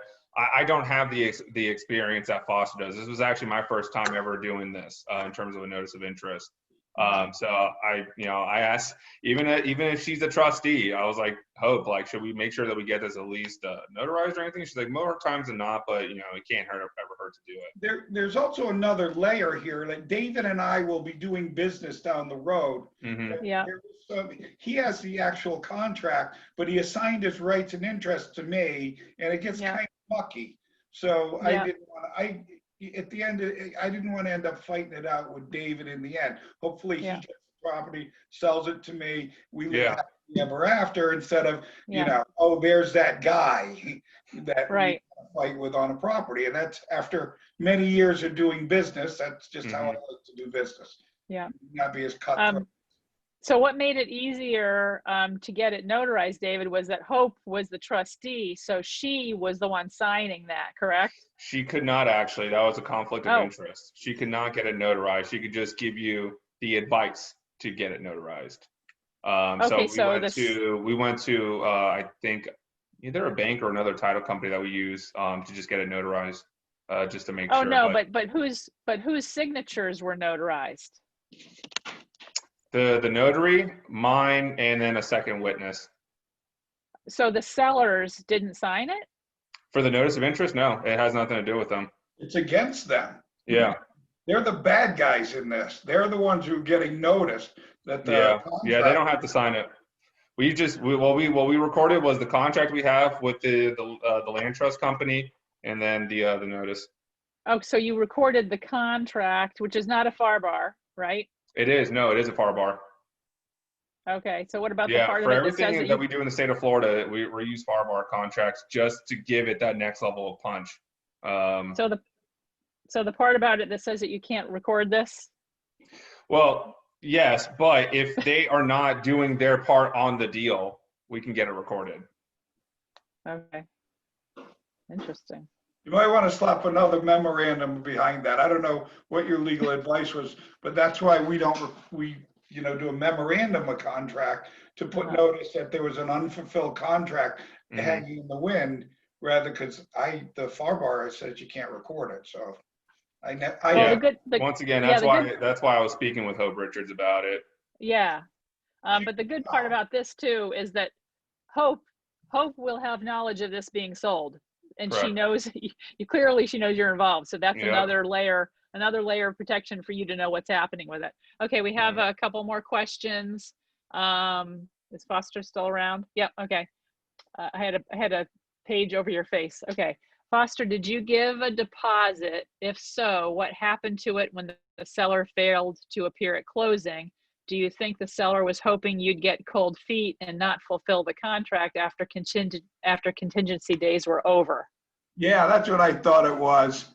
Actually, no, because David is my seller in this. I assigned the contract to me. Yeah, I wired $5,000 non-refundable to him. I mean, I'm in the business. I asked the same thing. I wanted to buy the property, so I saw nothing wrong with it. But of course, I mean, I'm glad we didn't get there. You know, they Right. couldn't deliver clear and marketable title to the Right. property, so he refunded the money. Yeah, it cost me a couple wire fees, really. But So that's an important thing to have in the contract, that it's non-refundable unless you can't get marketable title, right? and it probably said that somewhere.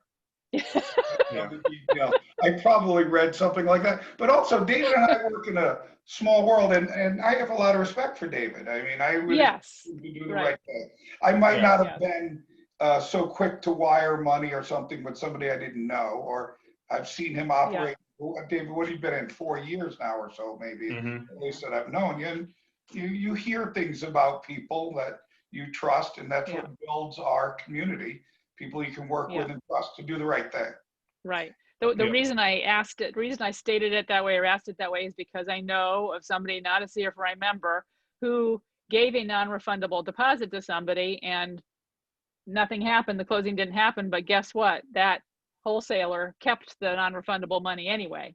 Yeah, The see, deal that's not, didn't that's go just not through. good practice. Yeah, so making sure that it's, you know, first of all, you don't give the cash to the other person. You give it to a title company. Right. You know what I mean? That's a better way to protect yourself, to make sure that the money goes towards the actual closing of a property, for sure, right?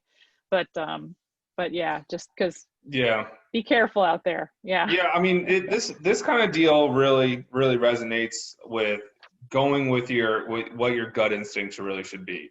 Just like with the same kind of experience that Foster has been able to get over time, things weren't adding up. It's not necessarily has to be a 1 + 1 = 2 kind of adding up, but if you've done plenty of deals and things that shouldn't be this difficult to get done are very difficult to get done, your gut instincts really kick in. And that's what I was saying, is that once we started realizing that they were trying to finagle on bars of windows, and then they weren't being able to provide the estoppel. And by the way, once again, I think I said it earlier, we had Hope create the estoppel. This isn't just a run-of-the-mill estoppel. Like, we had it done, so it was all laid out. The rent was in there, when it got paid, what the deposit was, everything was clearly defined. And when the sellers kept on telling me, hey, you know, the husband who works near the area is stopping by after work, and then there's 5 or 6 or 7 days in a row where this is happening, I'm like, there's something going on, right? So the gut instincts were there. And of course, I would immediately give the earnest money deposit back to Foster. There's nothing that Foster did wrong in this situation. He did everything that he was supposed to. We just had some really sketchy sellers. We actually had the money in the trust account at the title company. Yeah. We're ready to go, baby. Yeah. I was hoping. I wanted to buy the property. Yeah. It'll come back now, around hopefully at the end of November, if this person really does move out. And have you run into a lot of estoppel issues in the past, Foster, especially you, with the number of deals that you've done over the many years you've been doing this? Is a estoppel letter a typical problem ever?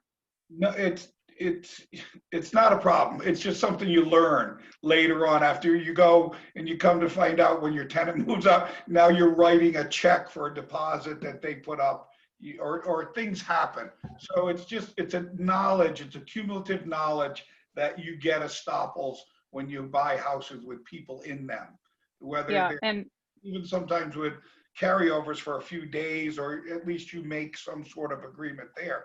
But yeah, you want the tenant and the landlord both to say, I have X amount of dollars up, because the landlord says the deposit's, you know, 1,000, tenant says 1,400. Landlord said the rent's 900. The tenant says the rent is 600. The lease is due, the rent is due on what day. All these things you find out the hard way. That's what happens. Yeah. Title companies don't necessarily tell you. Sometimes it's just not on their radar, because we buy houses with nothing too.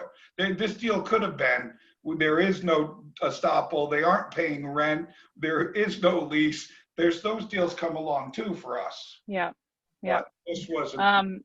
Yeah, two situations with estoppel letters I know about with CFRI members. One, that they didn't make it clear with the seller, or the seller didn't know that he needed to deliver the security deposit you know, at the closing. That was part of it. So that was a surprise to the seller, and that kind of broke up the deal down at the last minute.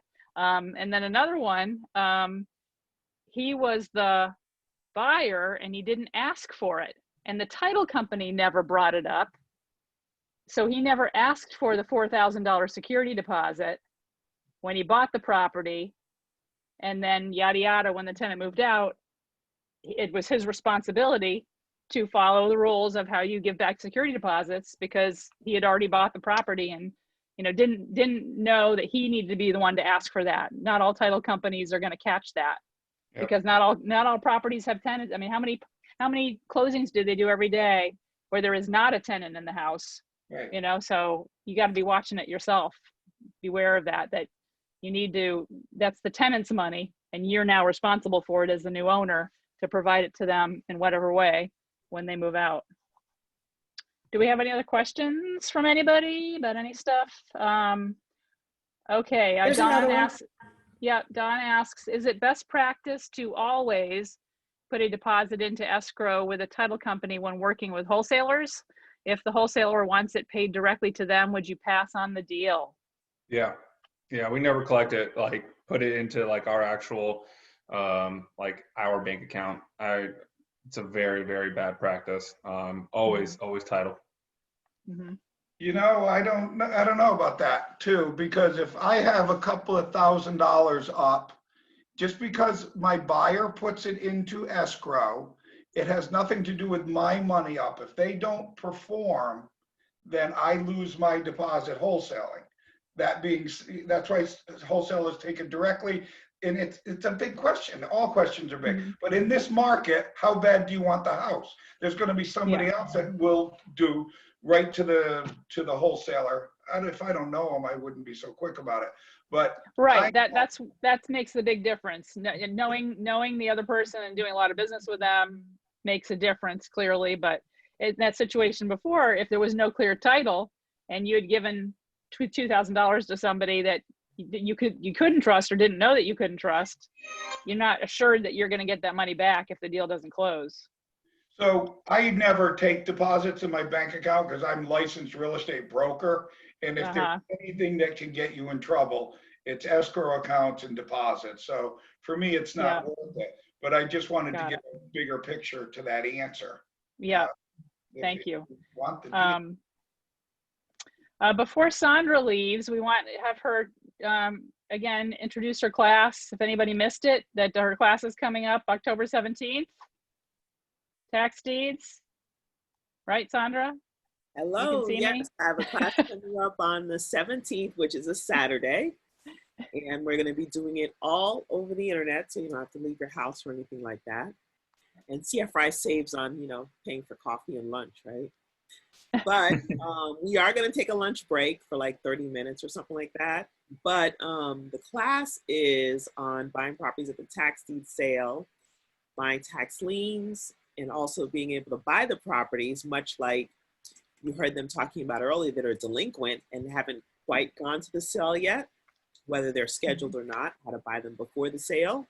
And also, a lot of times the properties have already gone to the sale and nobody bought them. And people think those are got to be bad deals or it's got to be a nightmare of a house. And really, just that nobody bought it and it could be a good deal. So I show you how to do those as well. And then also the surplus and overage, which is money left over from the sale. And in that case, you can make like $4,000 an hour sometimes on those deals, depending on how much it is, and never have to invest any of your money. Like maybe $40, $50, that at the most is the most you'd have to invest in that. So we'll be talking about all that on Saturday the 17th. Nice. And you cover list of lands, what list of lands is, and that's lands available. Yes, the ones that have gone to the auction and nobody bought them. So we'll be covering that as well, and how you can find good deals on those. Oh, we got a really great deal on that because Alan had us go down to stand in line at 5:30 in the morning to get in there, be the first ones. I love that story. Tell them the story. I know, just real quick. Yeah, it was on list of lands and nobody had bought it. Nobody bought it at tax deed sale. And it had been on list of lands for, I don't know how long, but the reason why nobody had bought it is because it had, when they're owner occupied, and correct me, explain that, Sandra, the dollar amount. It was Yeah, homesteaded. And so therefore the opening bid is half of the assessed value plus the back taxes. And in this instance, Alan was so smart, he waited for the homestead to fall off. Right. So we knew the homestead was going to fall off on November 1st, whatever the first Tuesday of November was in that year. It was like 4 years ago or something. We knew that day it was going to fall off, and he called ahead to find out, okay, how do we make this happen? And she said, well, you have to be the first in line. You know, if other people are there, they're ahead of you. So we're down there at the courthouse in the dark, waiting. And actually we brought our cousins. So it was myself and Alan and our cousin Irene, all standing there because there were 3 windows they could open up at the same time to make sure that we were, and I was mad. I did not want to be there. But the 3 of us were standing there, and then somebody else walked up, another investor walked up that we didn't know, after we'd been there like a half hour, and he said, you guys here for list lands? We said, yes. He turned around and left. But they did have a poster up on the window saying this was the booth for list of lands. This was the counter to go to. So we really didn't need the 3 of us there, but it was a good safety net. And I think we paid $15,000 for this property. It was land, 1 acre with a crappy mobile home on it in St. Cloud. And we paid $15,000. And then I think before it dropped down off of Homestead, it was like 45. So nobody wanted to pay 45, but I think we sold it for 56,000 once we got it on MLS, and everybody, it was, you know, a highly desirable St. Cloud, 1 acre, crappy mobile home, which really should have been bulldozed, but the people fixed it up that bought it from us. But yeah, that was a slam dunk. List of lands. Everybody else, public knowledge, you know, nobody bought it at the sale, but once that homestead fell off of it, that was the day to go in and buy it. I don't know if they do it the same way now or what, but it was an unusual situation. Really good ways to buy them if you watch and wait for the homestead to fall off. But he was an eagle eye on that deal, watching it, and you know, so that was a really good deal. We probably shouldn't have sold it. I'm mad I missed it. So somebody could have bought it for 45 and paid the taxes, and you know, but they weren't willing to take that risk at 45, you know, because we didn't know it was going to sell for more than that. We had no way of knowing that. But as soon as we got it on MLS, we got tons of offers, so it was good. But you learn that stuff. There's a lot of nuances of all of that tax deed stuff, you know, that you got to learn to know, because yeah, there are other people out there, because it's public. Right, Sandra? It's public information. Now, the way that you're doing it, and the one that Dave talked about, well, actually, yeah, Dave and Foster's deal, it was a letter they sent to people that were already behind in their taxes, but they hadn't gotten to tax deed sale yet. Eventually, they could be, but they were contacting them ahead of that time.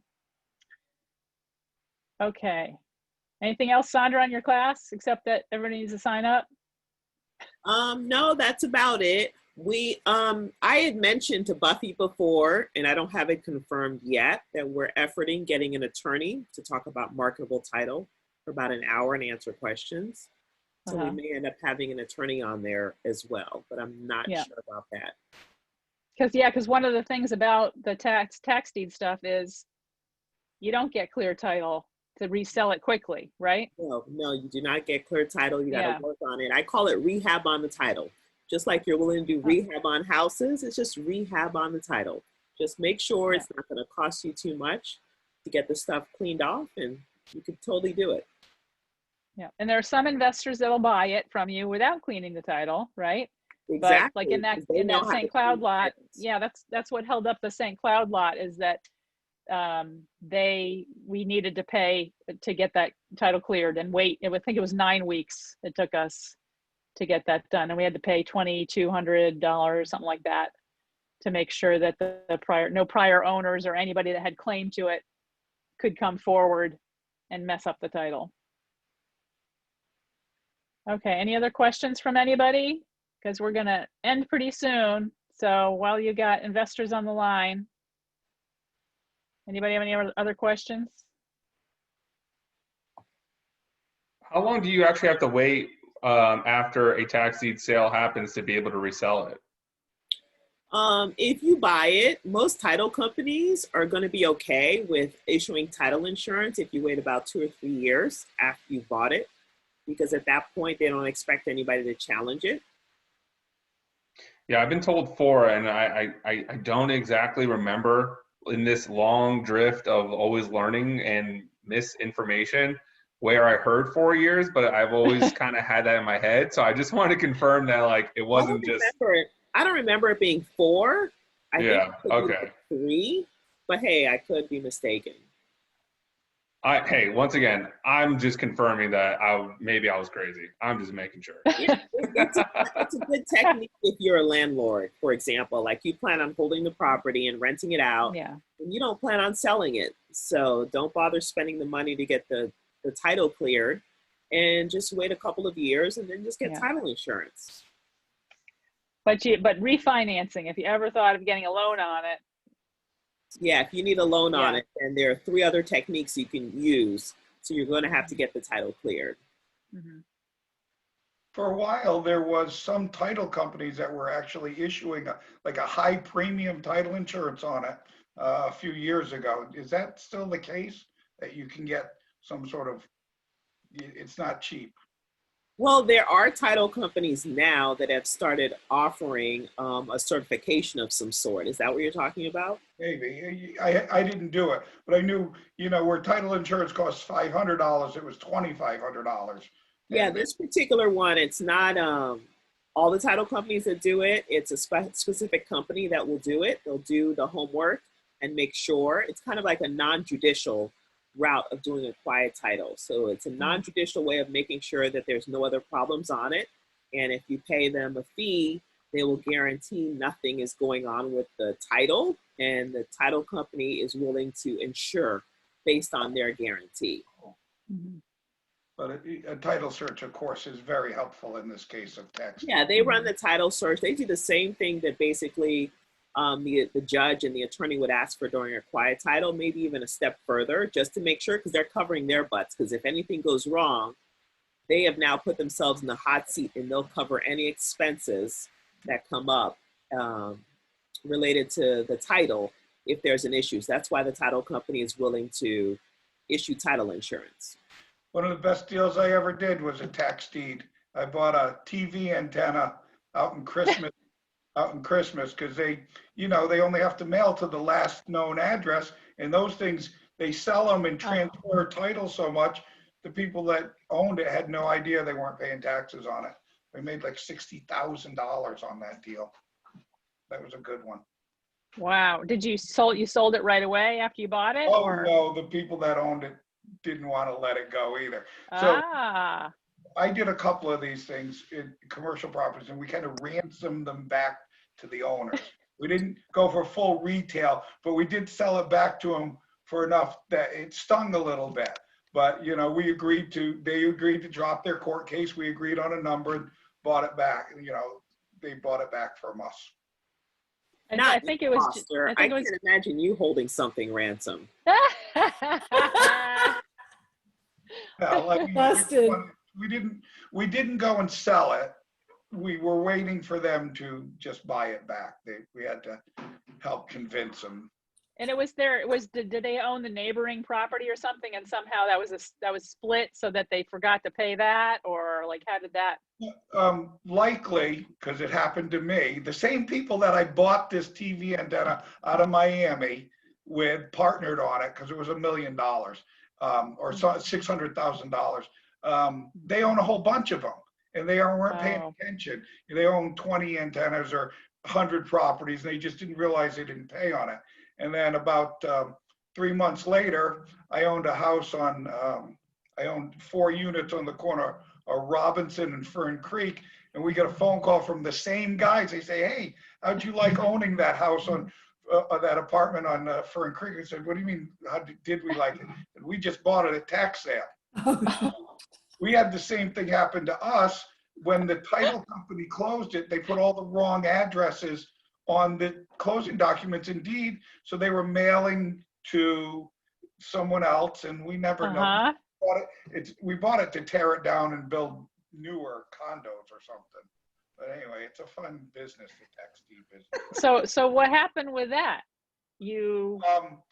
They got it, they agreed for $75,000 to sign it back to us. Only the title company paid. Well, the attorney paid. Oh, okay. Out of his pocket. Right. Because they messed up. They messed up with the documents. Okay. Wow. Name the attorney, but I won't. It's nobody in the group. There are two questions in the Q&A, Robin. Okay, let's see what we got.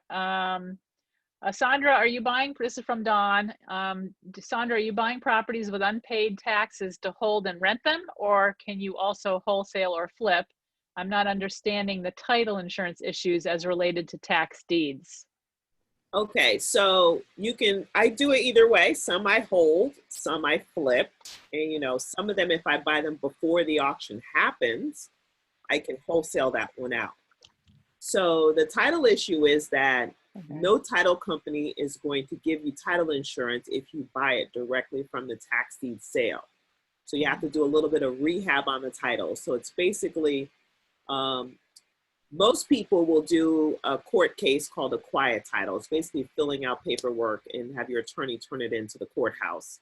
And the judge makes sure that the clerk did everything properly by the law when they actually sold the property at the tax deed sale. So the judge has to review everything. Because if you think about it, for the foreclosure sale, all that's going before a judge and is already being sanctioned by the courts. With tax deeds, that's just stuff the clerk is just auctioning off.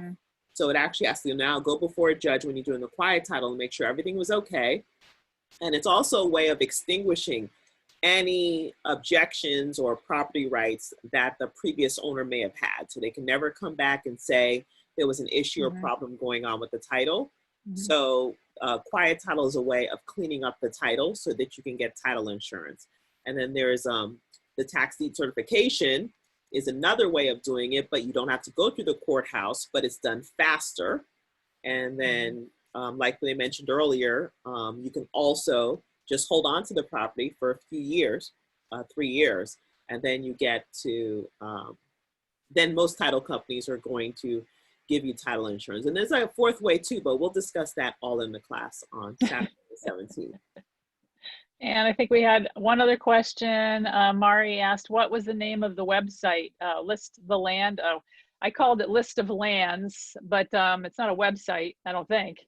And you called it lands available. It depends on the county. Some counties will call it List of Lands. It's the lands available list. And you normally find that the same place where you find a list of properties coming up in the auction. Most counties will have their lands available list around that area. If not, some of them may not put it online and you have to call to get it. But yeah, usually the properties sit on there for 3 years. And if nobody buys it from them, then the county gets to keep it, right? So once the county keeps it, they may turn around and sell it. And then that list is called List of Lands. However, they sometimes use that list, that name interchangeably with lands available. So look for both names. Okay, awesome. Okay, well, we're out of time, kids. Thanks, everybody. One more. Yeah, Laurel has her hand raised, so if she types the question into the Q&A real quick, we can get that answered. Okay, Otherwise, she's gonna have to go to our Facebook group and ask. Okay, Doug has a question. Thank you for putting this event on. Is